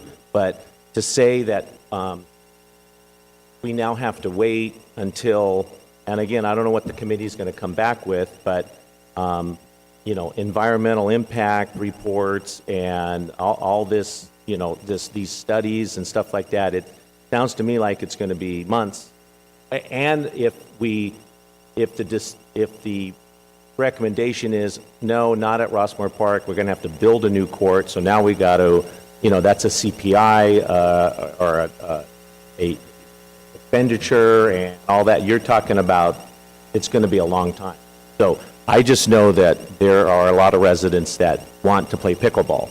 So I'm trying to accommodate those residents, but at the same time, if there is a way to mitigate the noise in that one court, I would also say, I don't know how much that material is, but we've already expended money on the nets, and again, it wasn't that much money.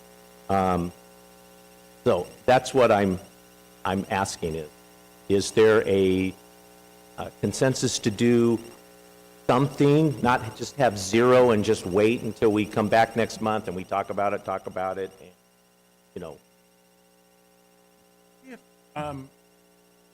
We asked the general manager to investigate whether there's some way to get temporary court facility that was not using up,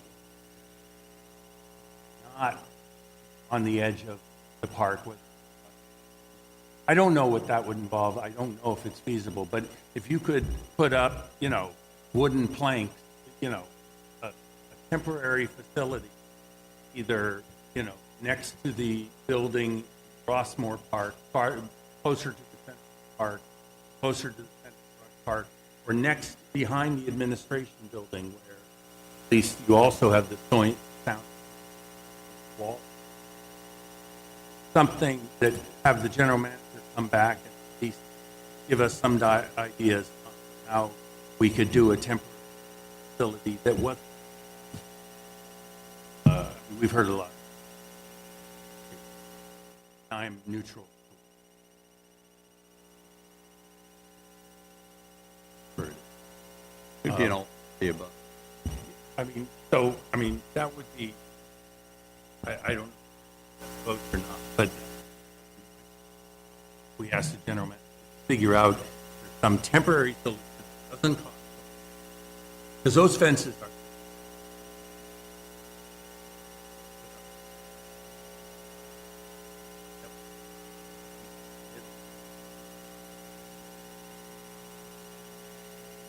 Could be both. Limited scope, continue pickleball, Rossmoor Park. Have Joe look at temporary facilities available to put, including Russian. This could be one or the other. Could be. I think heard. We should not take away. All you're doing is setting off neighbor.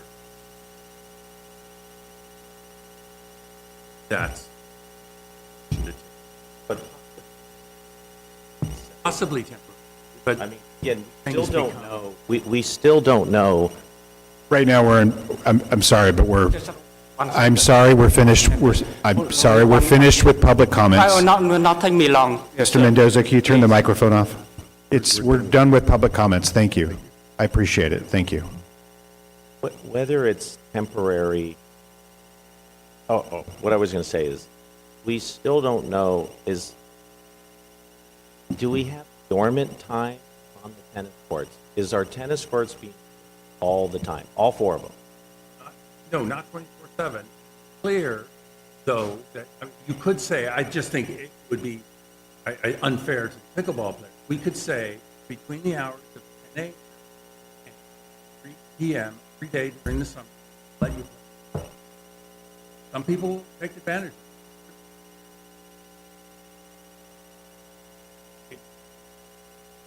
Yeah, most people that just. Yeah, that's true. That's true. So I'm sure the dormant time is probably the 12 There's to a 3 reason today. it's dormant. Yes.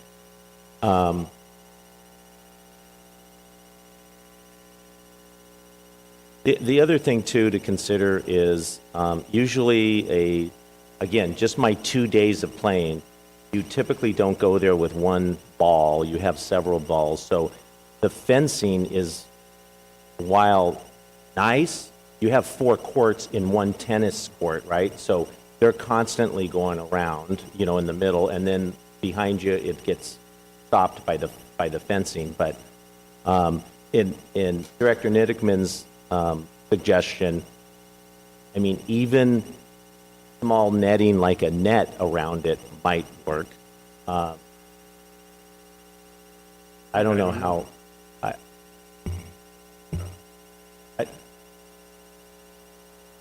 I think that, I'll just kind of weigh in, that I do, and my sense is that people want to have pickleball here. How that happens, I think that, doing it in the best possible way.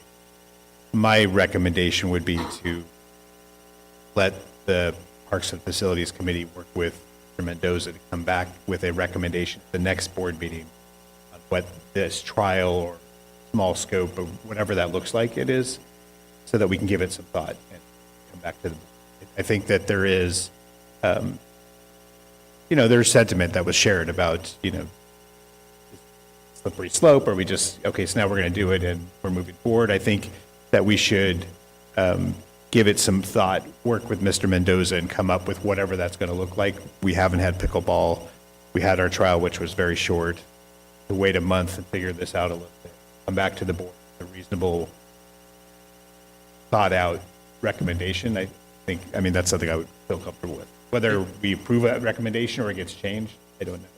Is the scope of the work to look at continuing the temporary situation?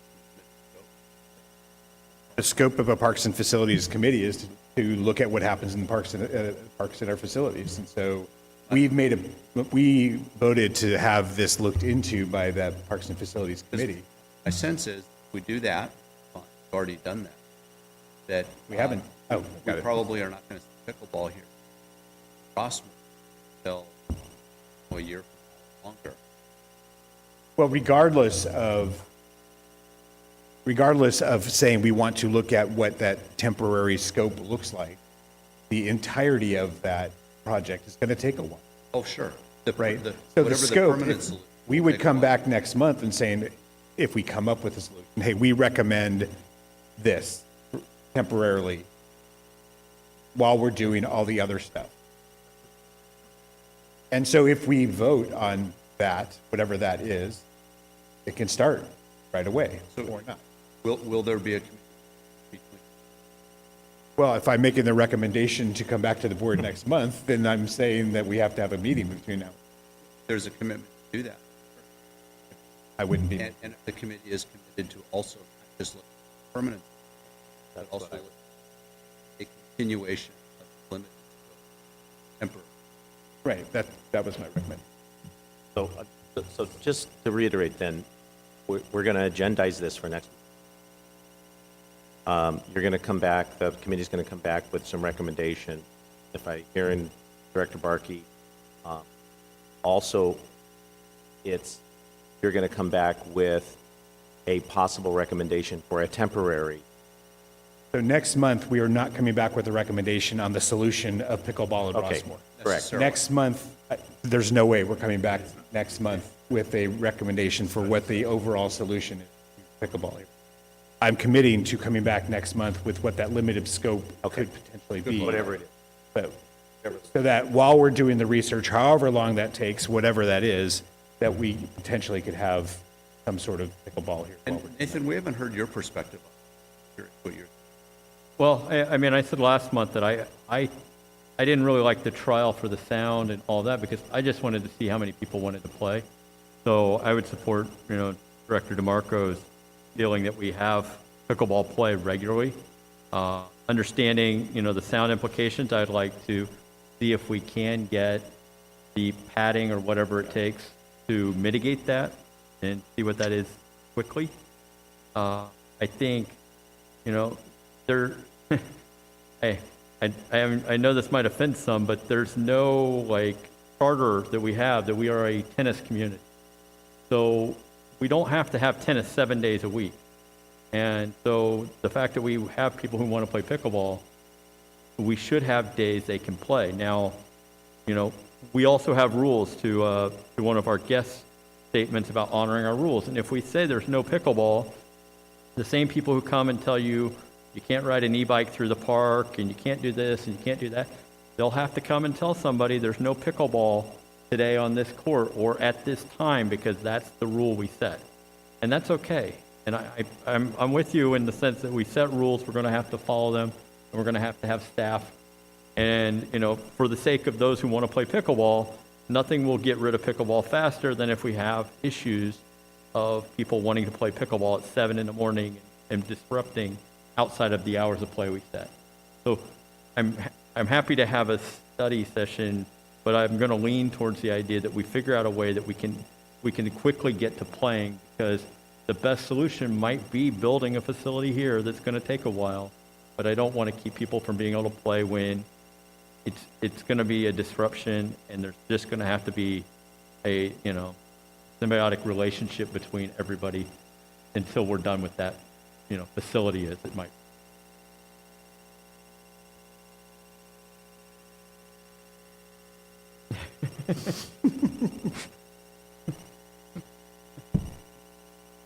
Okay.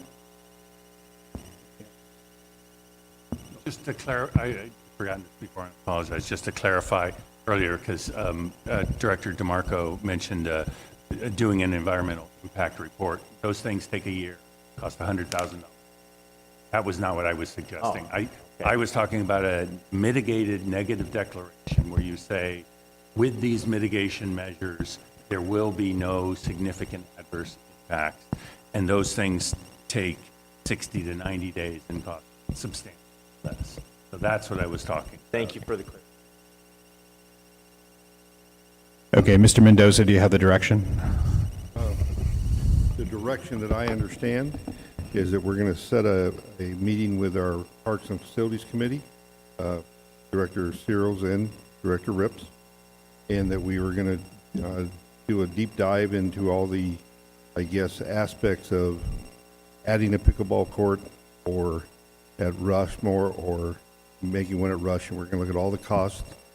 And in the meantime, I need clarification about what we're doing at Rush Park. Are we doing some alternative courts, or we're going to decide that at our meeting? That would be in our first meeting that we would decide. We wouldn't decide. We would be coming back with a recommendation to the board to discuss and vote on at the next board meeting. Okay, I get it. So that there's something going on with pickleball while we're doing all this other. Thank you. Thank you. Thank you very much, everybody. I hope there's not a big migration out of the doors while we're moving on to our next topic, but I really appreciate everybody coming and sharing their thoughts and concerns and feelings and excitement about this, so appreciate it.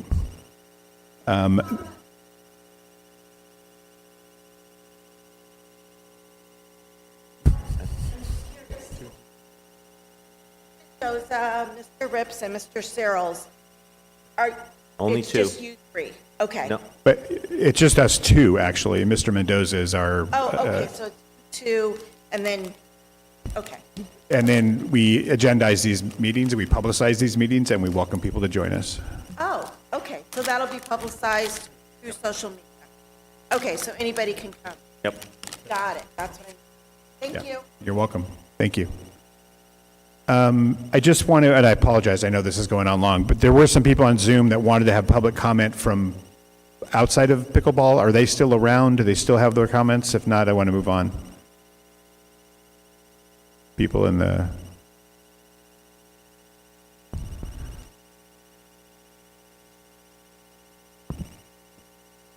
Zoom, is there anyone in Zoom who would like to say anything before they move on to another topic? I had promised Joe Block we'd give him a call back. Okay. No, sir. Okay. So we have one that Mr. Mendoza is going to call, and then we'll move on. We did work out the Zoom.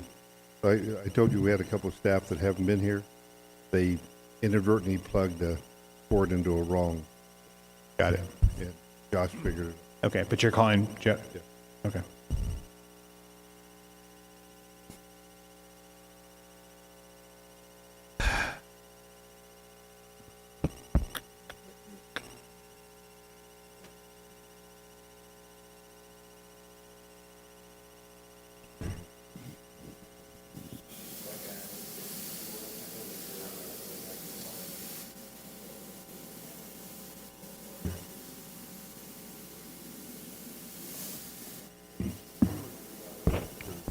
We're going back to D1. He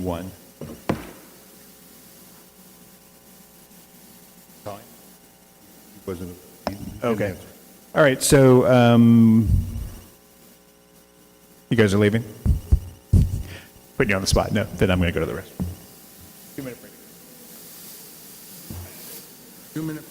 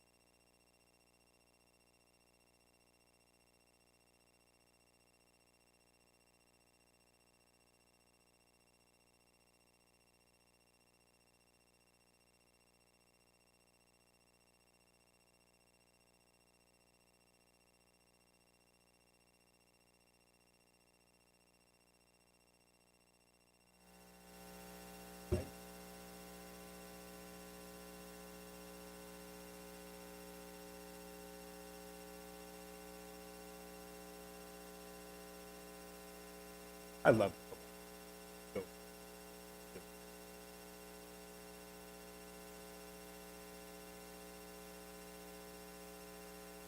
Thank you.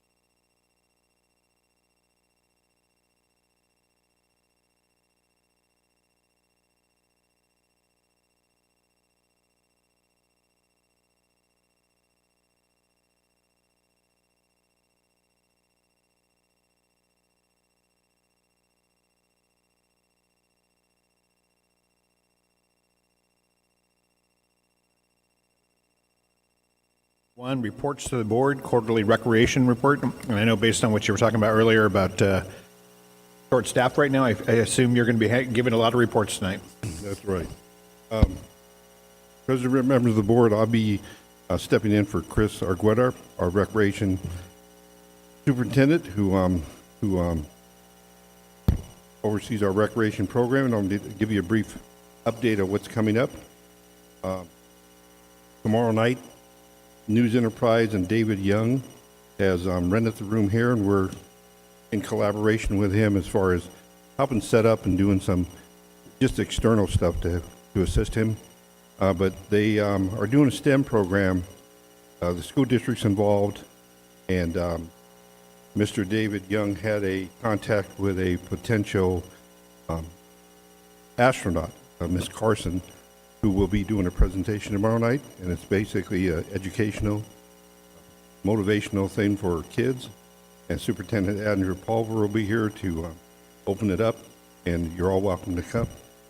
And it's going to be a great evening, I think. I met the young lady, and she's very interesting and has a lot of background. So looking forward to that. Starts at 5 o'clock. The next Rossmoor Festival is this Saturday. It's not our last one. We have another one coming up. That's a health and wellness fair in September. September 17th, there'll be a lot of health screening.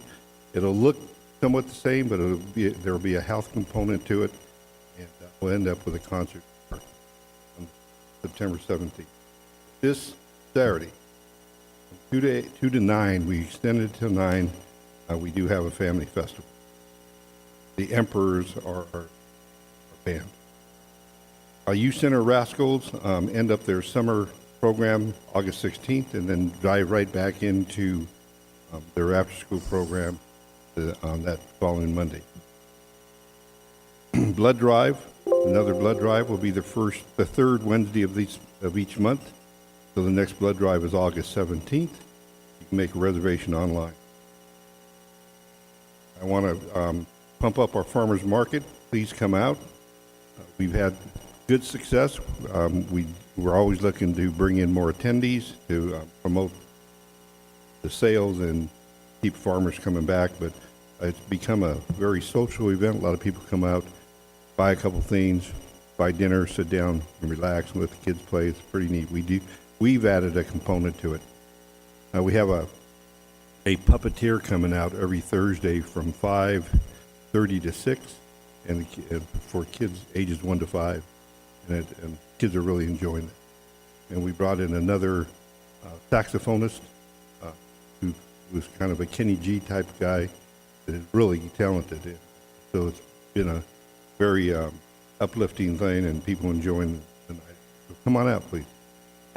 How are we are we getting enough folks out, you think?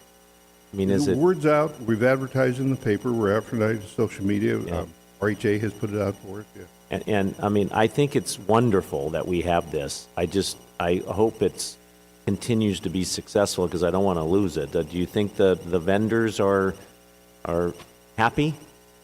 Are they selling enough? The ones that don't, they leave and they substitute in something. They're probably not selling enough because it's something that people aren't interested in. Yeah. More novelty item. Yeah.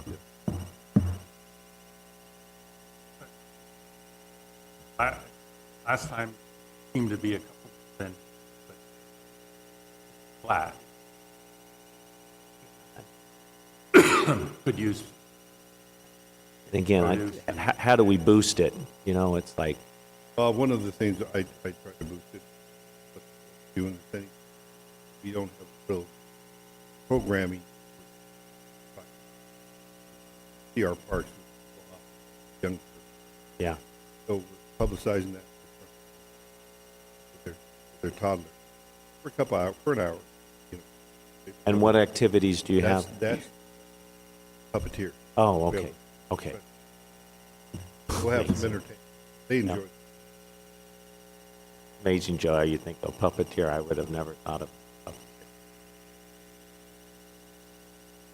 That concludes my report.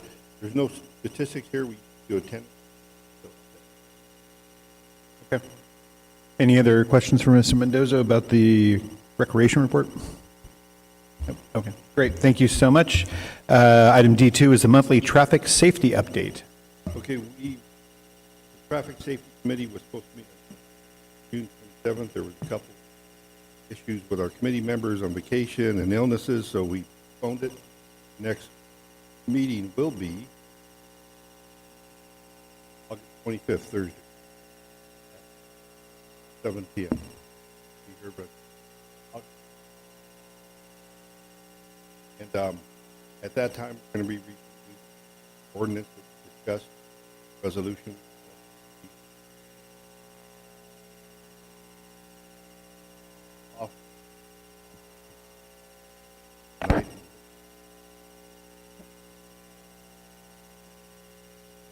Motorized bikes. Come to your mic. Officer Musselman does have the ability to take it off of our. Can you use this better? I did talk to Officer Musselman from CHP. He does have the ability to ticket off of our policy on our parks. And he recently has been stopping kids, giving warnings, giving ticket warnings, and about helmets and on the streets, but he's going to start enforcing it in our parks this week. So he just came up with that clarification. We gave him our policy, and he took it to his boss and to, I guess, I don't know if you took it to the courts or whatever, but he has the ability to do that. But it is a problem, and I'm meeting with Mr. Pulver, our superintendent of schools. I need his acknowledgement and cooperation. And I mean, he does that one thing you were involved with, Mr. DeMarco, the car situation where they do the simulated crash and kind of Oh, educate yeah, kids. yes, yeah. It's the same thing. We need to reach out to those Yep. kids that are on those motorized bikes. And a lot of them take those bikes to school, so Yep. that, I mean, So I'm meeting with him regarding that also. Yeah. Do you know, I mean, I almost don't want to ask this, but do you know if we've had any serious accidents with kids on No, these? but I get constantly, I had a young, not a young, elderly man come in the other day, he's on his bike and kids buzzed him down Foster.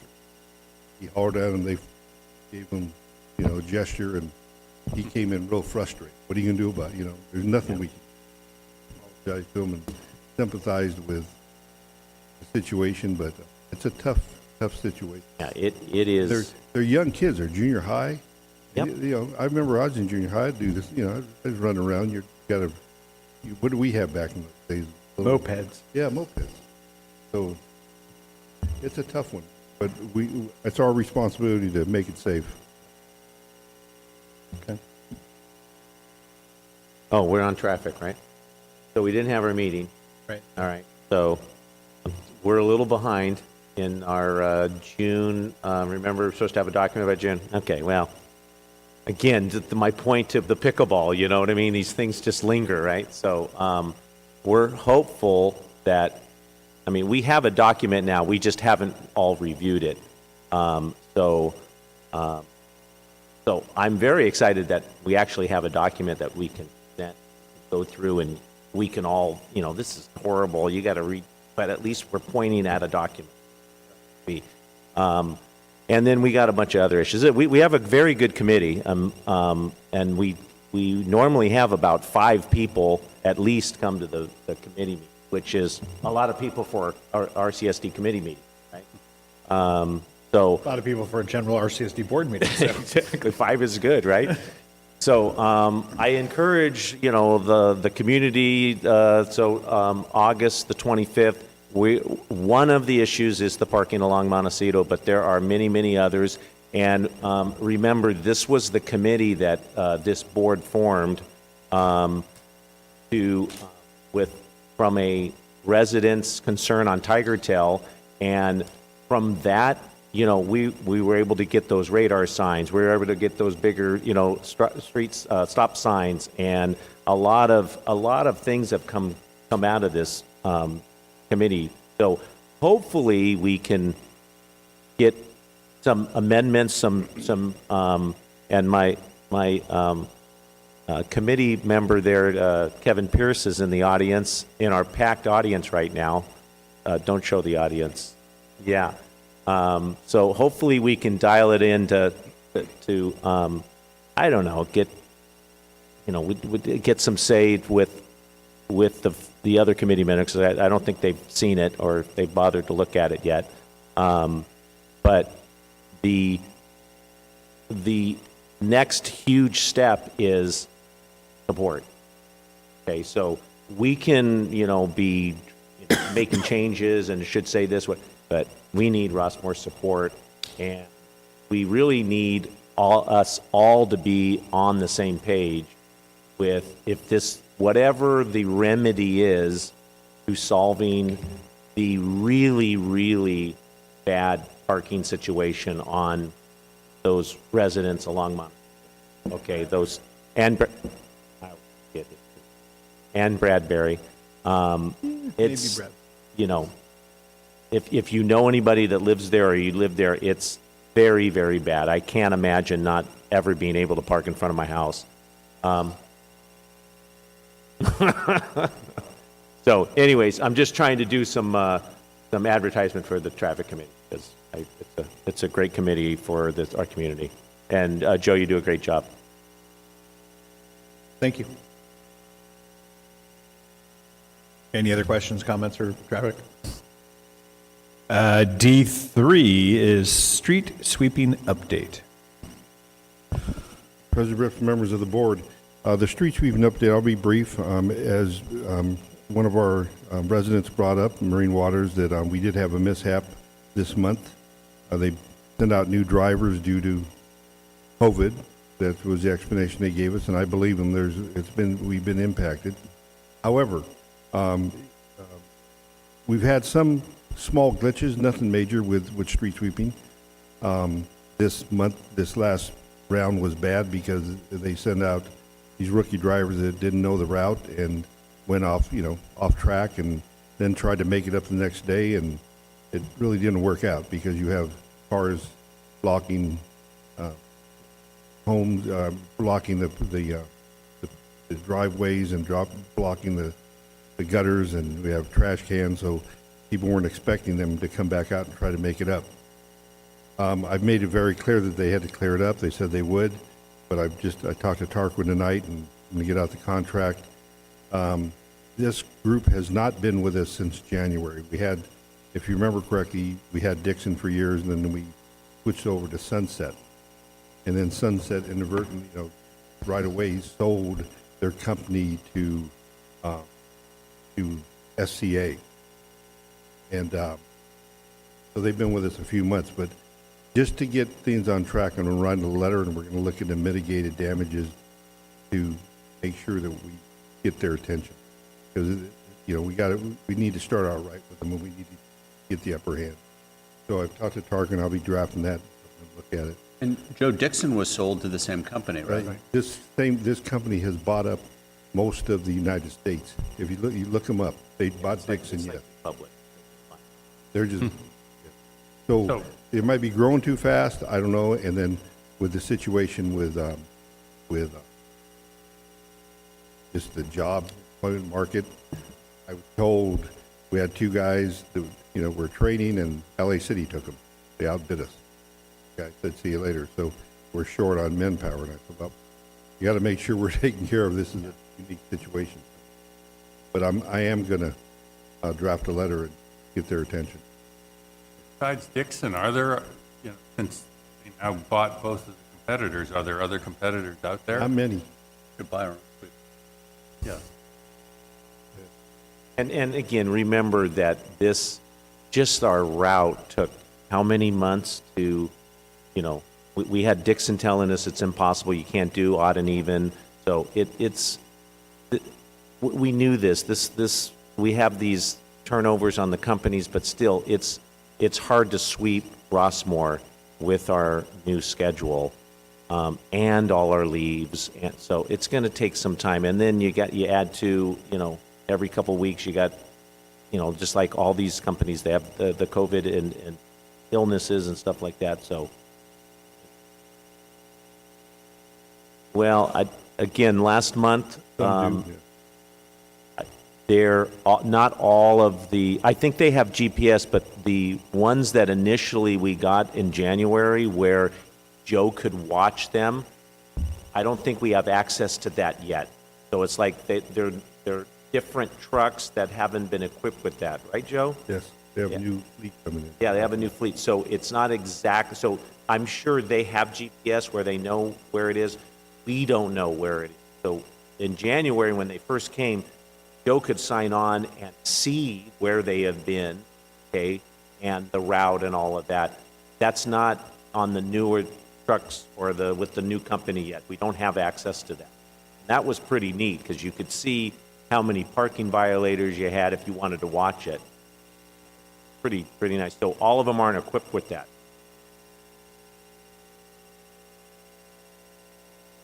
Perhaps.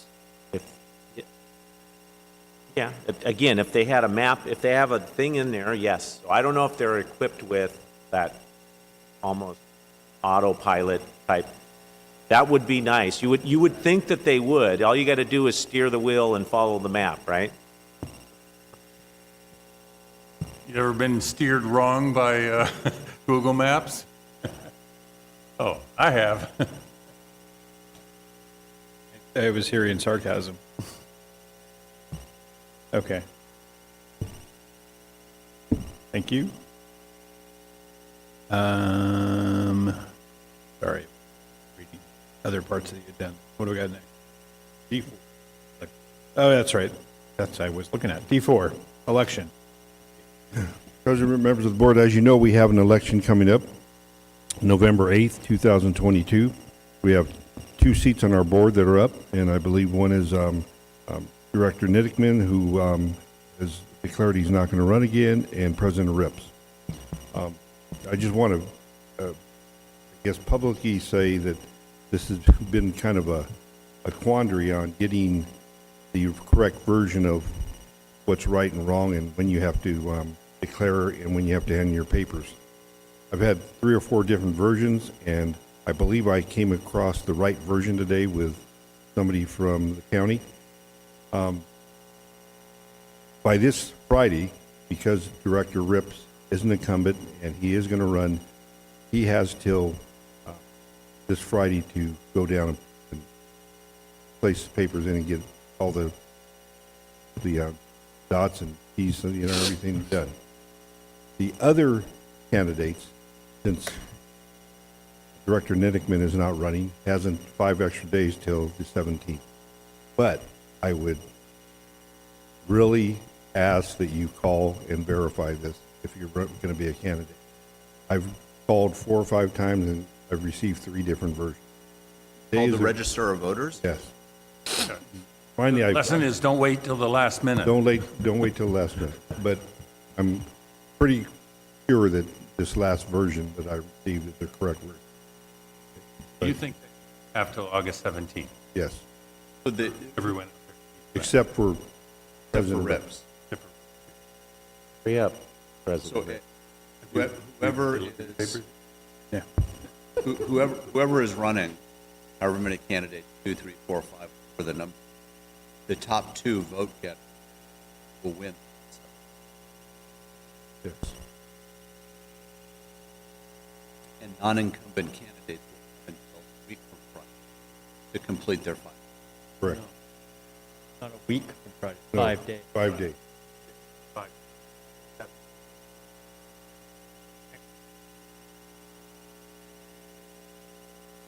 Week from when? Is that right? Sure.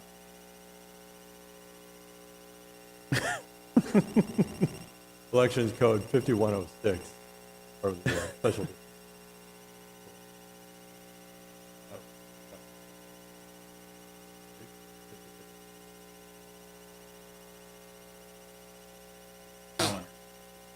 Five calendars. It's the 88th day and the 83rd day.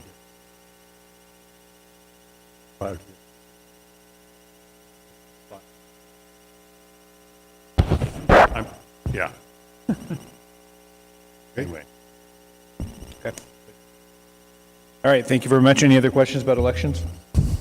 All right, we're going to the consent calendar. Consent items are expected to be routine and non-controversial. That's a switch for us to be acted upon by the Board of Directors at one time. If any board member requests that an item be removed from the consent calendar, it should be removed by the President so that it may be acted upon separately. Anybody want to remove any item from the consent calendar? All those in favor of the consent calendars, please say aye. Aye. I think that was unanimous, so that's great. Thank you, everybody. Public hearings, none. Resolutions, none. Ordinance, none. We've already taken H1, so H2, Mr. Mendoza. H2. President Ripp, members of the board, this is our street sweeping signage and parking enforcement issue. As you know, we did pass the county did pass that resolution that gave us the opportunity to park in opposite sides of the streets, odd even days, in order to provide our residents with a, I guess, a better quality of life and ability to park their car across the street during their street sweeping day. However, the other issue that came up is enforcement.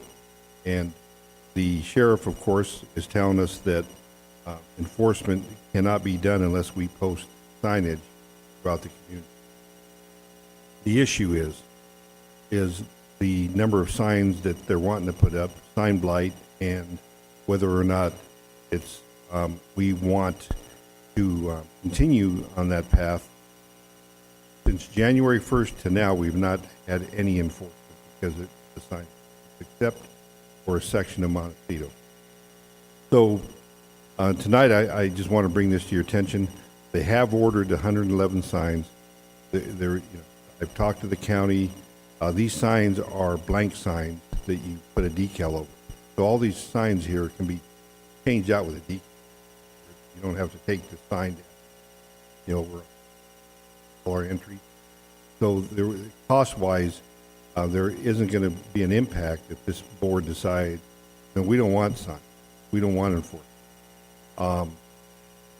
Those signs would go back into the county inventory and used somewhere else. So the metal part of the sign Right. is It's a blank. generic. Okay. It's just the printout, Right. the So, sticker. So you wrote last, whenever you actually wrote this agenda item, Captain Knudsen said he is still researching the legal aspects of enforcement, basically whether or not they are required by law to post these signs. Excuse me. Has there been any change in that? no, I can't get a clarification from him. Of course, he wants them up in order to enforce. What we know, and my stance with him is, are we going to get better enforcement? He comeback is, I completely understand your concerns, feel for the community. I want to do the best for the community. However, I'm limited in my resources. I'm limited in my budget, and I cannot deploy more officers or street force. Is he trying to get a formal opinion from county council on this? Yes. Okay. That's so what he told me, but I we're don't not know going to if hear we're- from him for months. Because, I mean, county Parkwood has- He'll be up.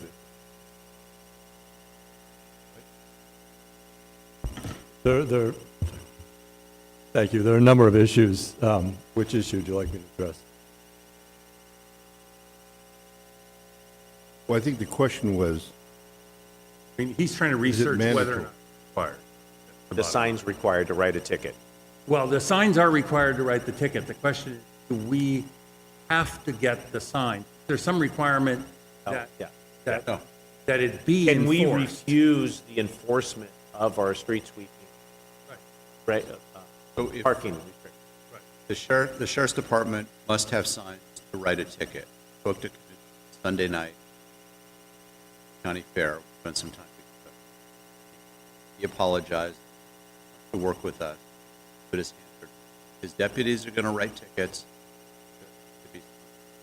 His suggestion is that we try a limited sign run, put the sign in a small area, physically see what they look like, they accepted by the Rossmoor Y, one idea. But the question is, let's assume for argument, we have no sign, therefore we have no enforcement. Can we enforce it? Okay, I will respond to it. So the district does not have, so there is no way, absent invoking latent powers, assuming police pursue that procedure, the district does not criminal police enforcement. But I thought with an ordinance or even parking, that we could give out tickets or things of that sort. The district does not have current ability to issue citation. The district does not have control over the street. Parking. Police power sense of the city, county would, or a district soon police issue citation, whether the traffic citation. Parking. What about, and what about civil citation? There's no effective method that I'm aware of to issue civil penalties. We have an administrative ordinance. But again, because the district doesn't control parking on the streets, it doesn't control streets, it wouldn't be an effective civil tool the district utilize. So if somebody violates one of our park ordinances, the only remedy we have is to call the sheriff, have them come. In terms of enforcement, yes, it doesn't mean, if the district wanted to expand its administrative citation program, it could do so for the rules that it can enforce, which is rules for its property. Ours isn't there yet. If you want to do that, it could do that. So we could do that. We could have an enforcement program for our citation program for our parks. Right. So the real issue is we have no control over the streets. And remember, the other big issue is we don't get enforcement, consistent enforcement in Rossmoor. Right. We just get this hodgepodge of, here's the 2 or 3 streets that we're gonna, because I only got an hour. Whatever the issue is. But even if we did, it would require us to have, Right. how many signs? 250? 440 something? 42, I think. 40, And 422. they're big signs. 22. They're not a little, your normal no parking sign. They're a big sign because there's a lot of information. So if we were just to sweep the way we used to sweep, our signs are cool the way they are. But if we're going to sweep every other, then we We have to either- go, how many signs do we have now, Joe? We've got to go from 22 to over 400? No, but isn't there a couple areas, Joe, that have already been placed? Isn't there two? And how many signs are in those? We had 3 required. 22? Possible we go from 3 to 400. Well, so right now, they're only coming in to the 22 sign street. Which is Montecito and. Yeah, which is Montecito. So, But they are coming in providing warnings. They are driving the streets, putting warnings on cars. But, I mean, that's. Sporadically. Really, I completely agree with you that, I think last time, and that's the bottom line. If we were trying to decide between an effective enforcement policy where we were ticketing only the people who prevented the street sweepers from doing their job, then we would have a difficult choice here. Do we put up 422 signs in order to effectively to have an street- effective enforcement program? But what we're saying is, should we put up 400 signs so we can a have an broken system. ineffective Yes. enforcement sign that is both over-inclusive and under-inclusive? Correct. Tickets people who And don't that's the- deserve it and doesn't ticket Yeah, people who do and that's the deserve dilemma. it. Yeah. And we're, again, it's our own dilemma. No one really, I'm going to use the word cares, but that's probably the wrong word, but it's irrelevant if they care enough, but it's, because we do not own that right to cite the violators in our community, it's a, sheriff's department to come in, it's just not a, it's not an effective program for It's us. not effective. If we don't put signs up and we don't enforce it, are we going to create street sweeping chaos? I think you're going to have just those, what do you do when the complaints of the neighbor that doesn't park in front of his house, he parks his jalopy in front of my house across the street? Can't we use peer pressure and so forth to encourage Yeah. them not to do that? And then ultimately, if it's an offender, we can call the sheriff's department. Because right now, it's irrelevant now because that's happening, that may be happening, that may not be happening, because there is no effective enforcement. Even with the old way, there wasn't effective enforcement. And we've been 6 months now with essentially. And again, to Kevin Pierce's question, we don't have the wherewithal to even kind of gauge how many violators we have when the sweeper comes by, because at the end of the day, we just want the curb swept, right? We just want the clean curbs. We don't really want to write tickets per se, and it's not our revenue that we're collecting. Does it have to be the sheriff? I mean, are we allowed to contract with Seal Beach or LaSalle that has our own police department and let them get the money? No. Not allowed. We're not allowed. Yeah, we're not allowed. The sheriff could contract, the county could contract out, right? Correct. The county has the police powers. We as a district do not yet have the exercise latent power. We could then contract. The assumption is even if the county contracted with, Joe's street sweeping enforcement company, they would argue that the municipal code, or whatever the law is, says you need 400 signs. But If we had police powers, we still couldn't write tickets, because that's a vehicle code. But then we'd have better. We would be in Director Niddickman's dilemma, though, is we would have an effective enforcement and a lot of signs. But the effective enforcement would be if you prevent the sweeper from sweeping the curb, you're going to get a ticket. If you come afterwards, you're not going to get a ticket. So we would control that. That's a big, big deal in Rossmoor. But we would need a lot more officers to. Perhaps. I mean, you definitely got to get there when the sweeper gets there. Right, you literally hire an officer every Monday and Tuesday to drive around right behind the truck and give out citations. And I would think Tickets that probably would pay for the officer.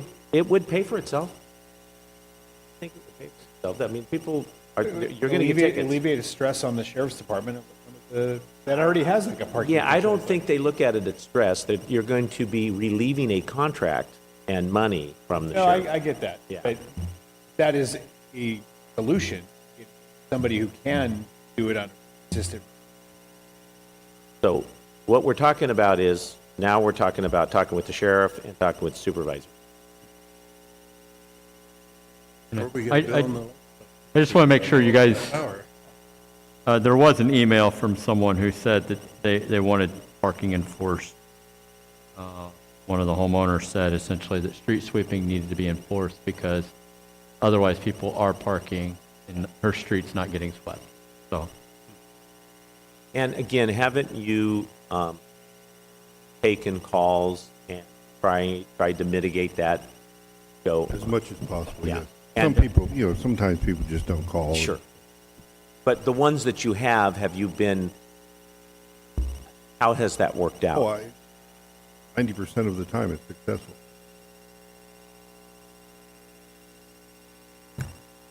No,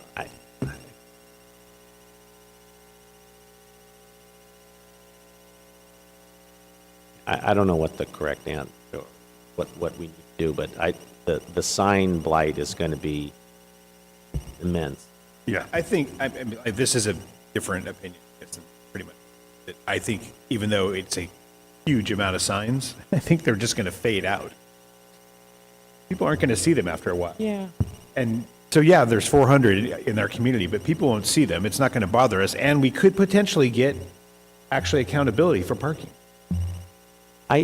So I think you're being optimistic. I don't see most of the signs. I don't see most of the signs that are here now. Like until we put up Yeah. that flashing light with the speed. I think Pick a couple streets and put the equivalent number of signs. Yeah, I think on Tony Street. Street you live on? the reality is, so my best care, guess actually. at this, is we're going to have, and this has been the discussion for weeks, months now, is we'll put the signs up and we're going to have the same enforcement.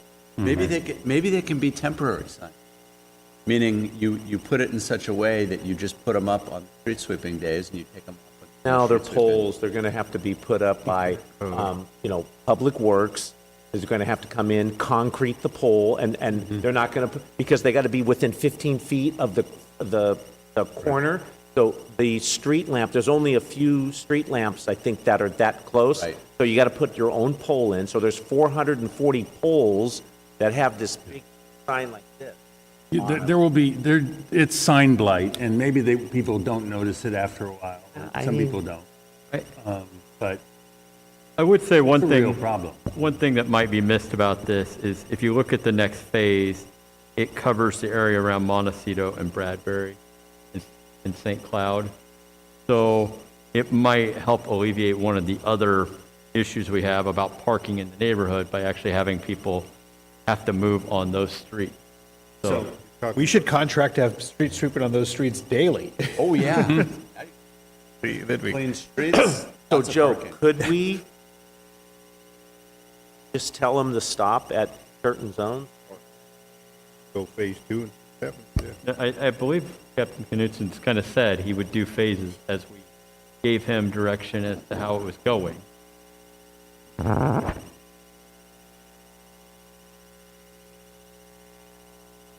This will kind of push in. I'm just saying it was back to the. If they're asking for a county council opinion, that's going to take some time, so there's. You know that? That's what Joe said. I believe that's what Captain Newton So said everything's at on, our last meeting. so everything's on hold until we get a, Well, I put it on, hold. They've already ordered the sign. But wait, the county will, if we decide not forward. can you still use those signs? Sign Yeah, somewhere else. and they said yes. Do we need signs to enforce? Is that the question? No. No. We need signs to enforce. Captain Knudsen says Are we required to enforce? Are we required? Yes.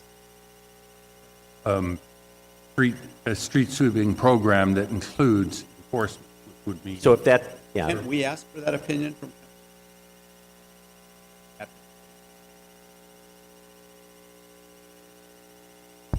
We have Tarquin contact. Ask them. I can certainly ask them. Can't guarantee that they will respond, that they will say, do your research. Board so directs, like, Captain Knutson right now is in charge of fair. He's not going to have time to He's reach out very to busy, county yeah, I council. know. Yeah, I mean, yeah, the issue is either whether Public Works or County Council thinks we're required to get those signs in there so that we have an enforceable Public program. Works will do whatever Captain Knutson asks. They're taking the lead from the sheriff's department. Okay. Their rep. Good. Yeah.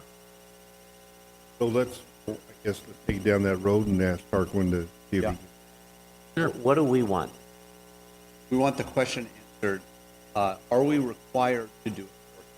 Do we have to put this up, because we have. And then, so up until we get that answer, we just don't want it. Then once we get that answer, then we're gonna- Right. If I can make some observations. One of the reasons keeping clear of vehicles, like street sweeping, is to keep things storm drain.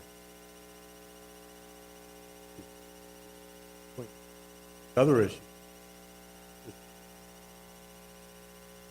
Los Angeles County, City of Los Angeles, it was a few years ago, wasn't street sweeping per se. Could you talk closer to your? Sorry. This was not street sweeping per se, this was lack of enforcement of parking restrictions in Westwood Village, and what had happened in Westwood Village was, for years, people would just park across the driveway apron, very little parking, which inhibited people in wheelchairs and walkers and so forth from traversing the sidewalk. Ultimately, the City of Los Angeles got sued in federal court for not enforcing the vehicle code, the parking restriction, because, it led to violations of That was an ADA issue, right? It was an ADA issue. Which we don't. Right, that's not now the issue here, but even though generally, cities or public entities have the discretion whether or not to enforce laws. There's no mandatory duty in most circumstances, run-of-the-mill circumstances, to enforce the law. There are certain civil consequences that can flow doing that. So the general question is, yes, there's no duty to enforce, there's no legal duty to enforce most laws, but that doesn't mean there won't be civil consequences flow from doing so. I can't think of an ADA issue here. If there was anything, it would be some federal mandate or state mandate regarding, environmental. Clean water. Clean water. Yeah, but so to Tarquin's first point, if you do not have an effective enforcement program, you're in violation already, because you're already not the reason why you have an enforcement program, because you want to establish that you can't park there because we need to by law clean our streets. But if they don't go down every street or they don't enforce effectively, we're not being held to that. But we're not liable. Right. I know we're not liable, but If we have the 422 signs up and we want enforcement, if they don't enforce it, something happens, whatever that is, it's on them, not on us, right? I mean, but we do have a responsibility to protect us, whatever that looks like. No, we do. I'm just trying to figure out. Wouldn't be. We would have civil liability, you think? I don't. Well, I'm not your lawyer. Well, but you're a lawyer. You can. He's not going to weigh in. The case. Yeah. No, he's not talking right now. No, I'm trying to do a civil rights lawsuit against Rossmoor for enforcing street sweeping. Didn't we get into a lawsuit for a parking ticket or something that we had nothing to do with? Yes. So People can sue for anything, nothing. Right. So to me, in my opinion, I'm gonna challenge, fight against sign blight until such time we have an effective enforcement. That would be the only reason why we'd put all these signs up, if we had an effective enforcement program. And we do not have an effective enforcement program. So that, I'm flipping it, and I agree. That's what I want. I want clean streets, effective enforcement. And so what comes with that, which it's just inevitable, you got to have the signs too. Right. But I I don't- like that order. We want clean streets. But- We need an effective enforcement program. Oh, and of course, third, you're going to see some signs. Right now, we have a pretty effective program without enforcement. I mean, we're getting something on the order of 90% compliant. And if you have enforcement, the ineffective enforcement, you're probably going to end up in the same situation with about 90% compliance. Right, arresting the wrong people, Yeah. it does not reduce crime. Right. Agreed. Okay. Are we good there? Anybody else?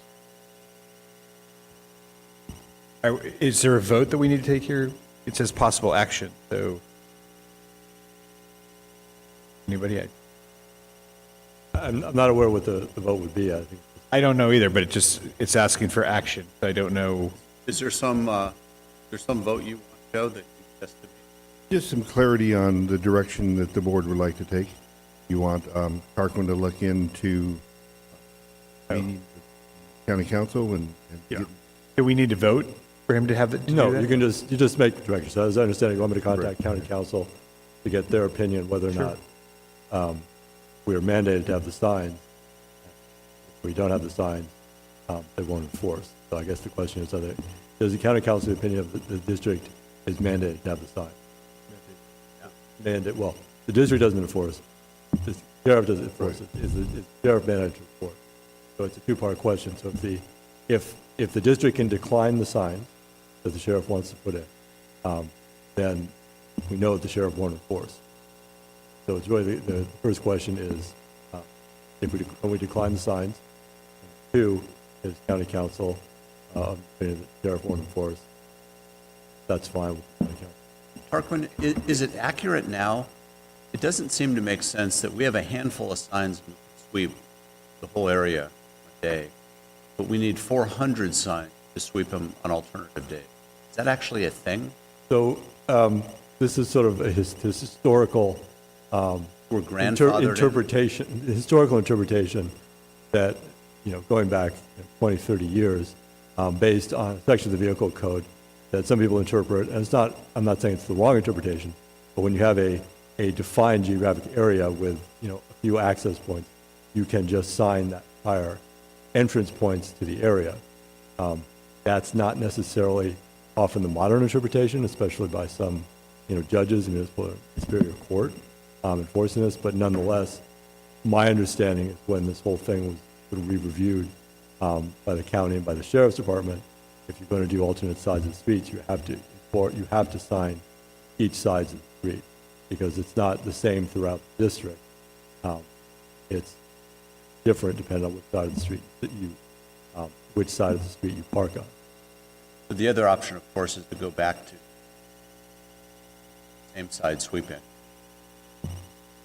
That would appear to be the option. Or another option is go back to our old signs, right, put our current signs there, have enforcement, and I bet you about 85% will still pay the ticket.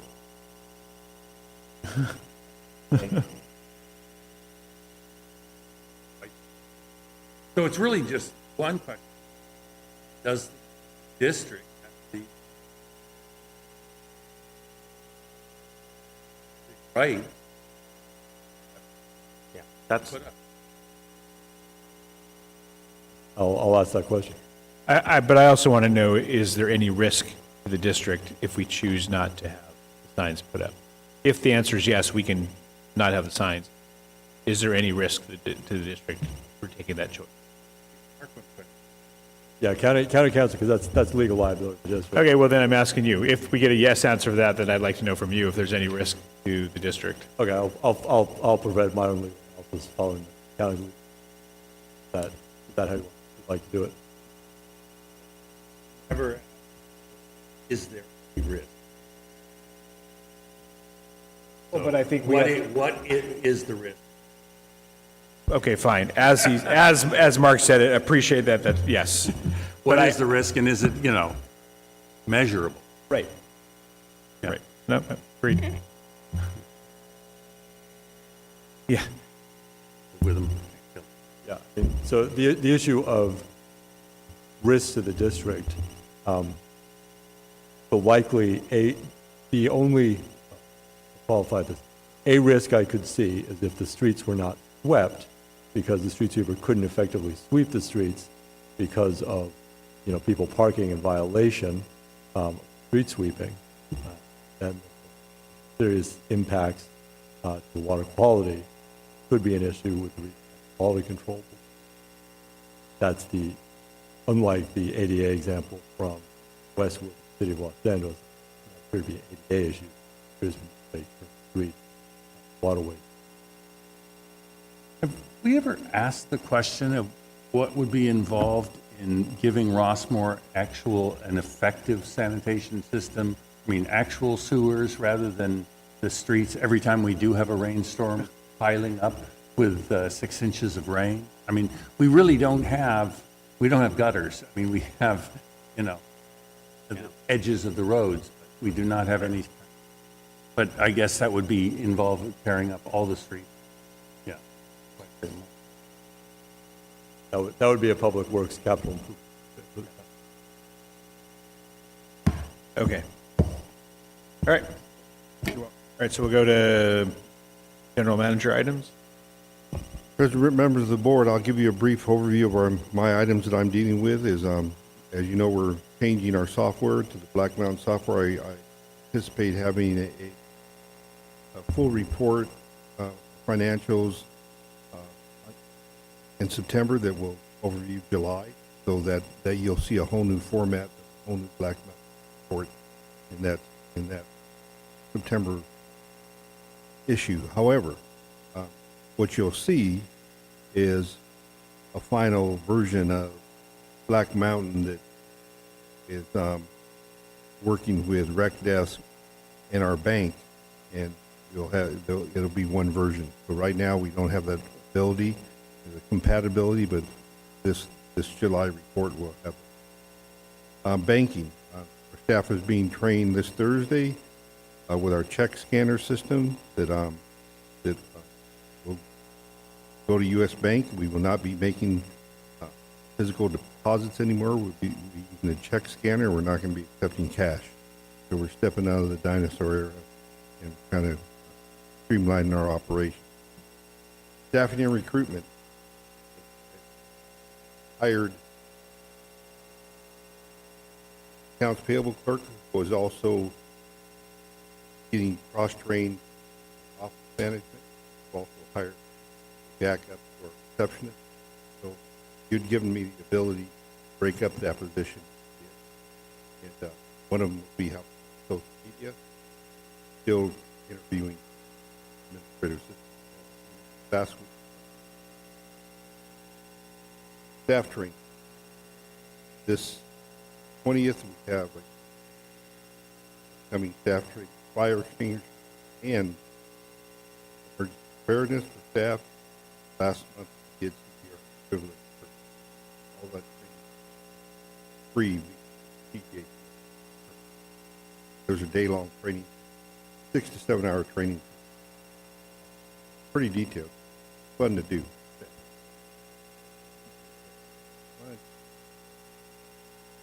By. That concludes my report. I'll be happy.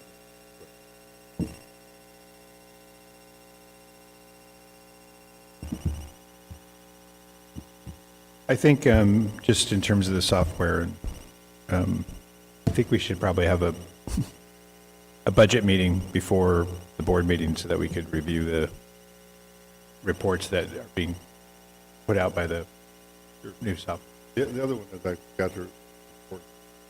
Have asked, and I think date a contracts meeting. 25th, I think, at 8. going to review our contract.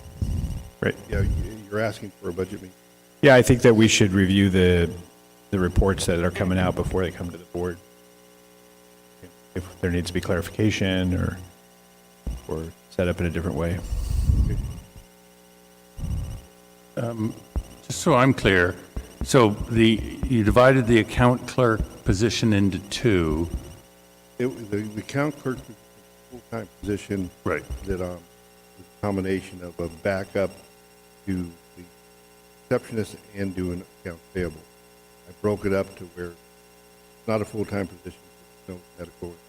I brought in two part-time people, one doing accounts payable predominantly, and also being cross-trained to back up that desk. Because there are some. So what is Kelly Contreras doing? Kelly Contreras is doing accounts payable, and she's also being cross-trained. The receptionist, in case she had to step in and take a reservation. So you have one, that is not the person you're referring to in the first sentence, right? So somebody whose name is not in here was hired and is in the process of being trained? In the hire. I hired, offered a position, they've taken it, process, vetting them, put them through our payroll system. And Kelly has already joined, has been working for a few weeks. And then what did you mention about social media? One of them is going to help me out, get our. Okay. TBD, got it. Okay. All right. And, we do have, we are bringing on staff, so probably September or October, I'd like to bring a meeting, do a quick introduction. Great. Tony, you want to start us off? Just the Foodie Fest. Okay, can't wait for the Foodie Fest. Should be a couple thousand people there. If, the previous, right? It's a lot of fun. We had a good discussion on pickleball. I appreciate everyone coming, and hopefully we can have pickleball and have mitigation on most, if not all, of the issues. That's it. Great. Thank you. Nathan? Yeah, I apologize. I didn't know we were moved on to director's parts. I had a couple of questions for Joe as well. What's the status, Joe, of our grant that we've requested?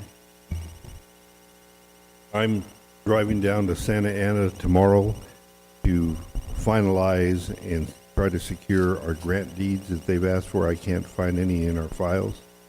And that's one of the prerequisites to secure our money. So all our paperwork is in. I don't have a grant deed for Rossmoor or Rush Park. And so I looked at our past, all our files. I looked at File Depot where we have some of our historical documents. I can't find one. So I'm going down there tomorrow to go over the counter to get one. And once we have that, we're putting in, I think the amount is in the $90,000 to $100,000 range for our first reimbursement. And then we still have about $75,000 to play with. And that could be, and again, I have not begun the process for a canopy at Rush, or Rossmoor, or the flooring here. Waiting for this pickleball. We still have time. We have until 2024 in order to get reimbursed or to get the project started. So I've calendarized it out, and I'm waiting to see where we're at, the direction. How we're going to use that last portion of money. All right, so the canopy project was planned, and we don't have the money yet, so we have the money. We're going to expend the money out of our budget and get reimbursed. Yeah. Okay. So part of the money we're going to get reimbursed is for the canopy project. No, not yet. Then the canopy. So the reimbursement I'm asking is about $6,000. Right, but you keep saying that you have money for the canopy. He's saying we have money. We have, Okay, so, but, sorry, so we have money, so when are we going to do the canopy project? that's, they have started the process because I see the things that we consider. So I'm waiting. I can start at any time, waiting, see where we're headed. Okay, so, Meaning that you think you'd use those funds for different projects? Is that what you're well, I think then we should be having this discussion in a, That's what we're doing. but it shouldn't be right now. It should be, if you're telling me that we've already planned to have something in our budget, the canopy project, then we should be, if we're going to allocate it for something else, even the idea that we're not using it for something we've already allocated it for, we need, I mean, that just needs to be discussed. Have we had any communications with the county supervisor Doe and funding for our Rossmoor, events? No, I've requested, haven't had feedback at all. Not getting calls back from people. Okay. All right. So that was all I had for Joe. Personally, I, want to apologize to the community about meeting last month, and I'm going to apologize to you in person here, Tarquin. The idea that any of our vendors would ask for us to renew their contract last month essentially it was presented to us on the day saying we need to renew. And as a board, I don't think we should have. We should have said no. And it's even more that it was our council who sat in our meetings where we say we want lead time before we update calendar or update contracts. What contract was it? His professional services contract for the law Tarquin's. firm. Yeah. So we didn't have it in advance. We got it at the meeting, and we were essentially said, it's a good enough deal, let's do it. And I'm saying, I apologize, I think it was a long meeting, and I think we probably all were ready to get out, but we had previously said, we like to have things in advance before we approve them like that. So that's personally, I'm disappointed I didn't take it that way. So just to be clear, because it was discussed in committee, so you want it brought to the board, brought to the Well, yeah, I mean, we. first reading and a second reading. Kind of in the sense of all of our contracts, we've said we wanted the general manager to give us those 30 days before they expire so that we could say, do we need to put it out to bid? Right? We talked a little bit about there wasn't a bidding process for the contract with Tarquin. And so we didn't have that timeline, essentially. Yeah, right. And I think Joe now is calendaring all the contracts. Yeah, that's the whole point. We have a 90 great, days. we have a Yeah. great model, and then we didn't even do it last month for our council.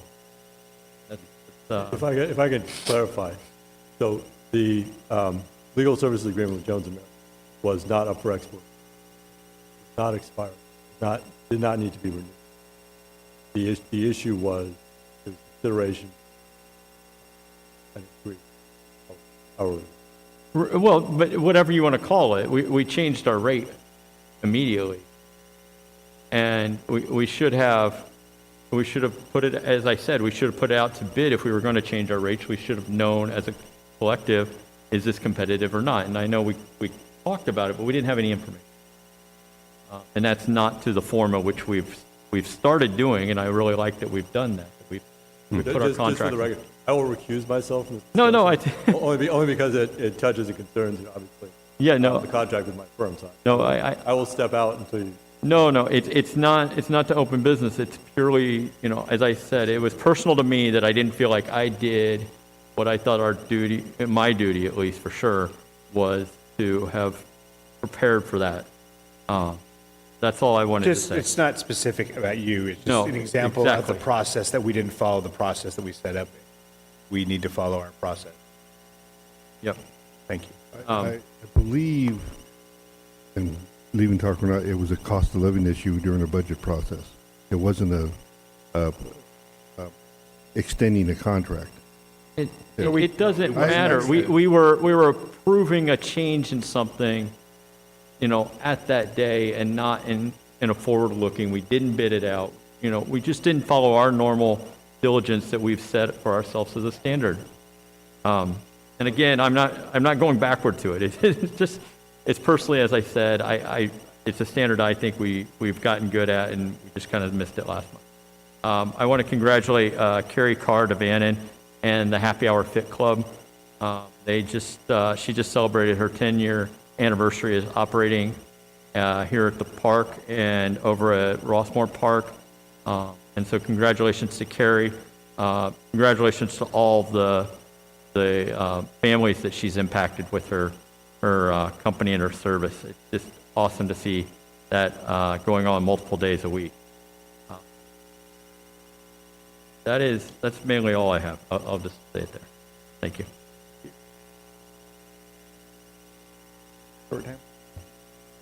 Are you what?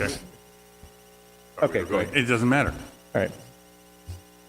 I'll go first. I don't. No, I'll go first. You win. Nothing to say tonight. Not much. Everybody have a good rest of the summer. See you at the Family Foodie Festival. Really appreciate everybody coming out tonight and expressing their opinions, and had a rousing discussion, and appreciate everybody feeling passionate about this, and Rossmoor's a great place to live. All right. Thank you. I just want to thank you, Mr. Mendoza, and the staff. Again, when we have our events here at Rush Park, the community events, it is amazing, and I'm really excited that we're having more, and so appreciate that, and I'm encouraged that we're bringing staff on to help you, and I'm looking forward to filling that one really key open position that would give you a lot of support, which I think is necessary. So thank you for moving forward on that. I make a motion that we adjourn. Second. All those in favor? Aye. Aye. So is your Parks and Facilities Committee going to consider turning this into a